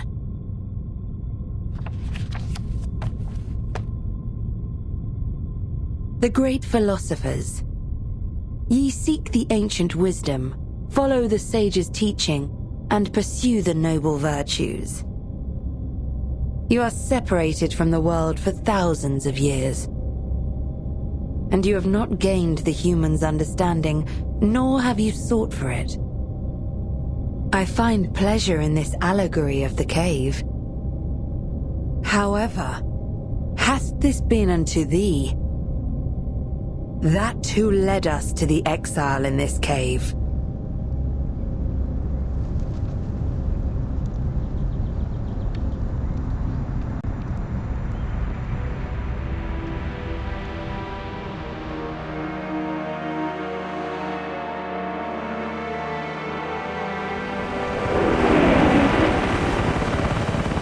What are they? I've never seen these before. Why are they here? These things should not appear on this island.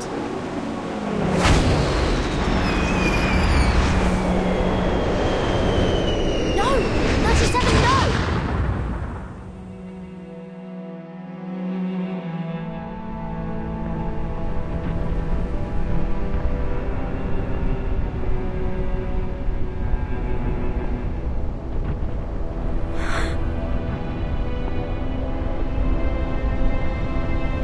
Incinnato.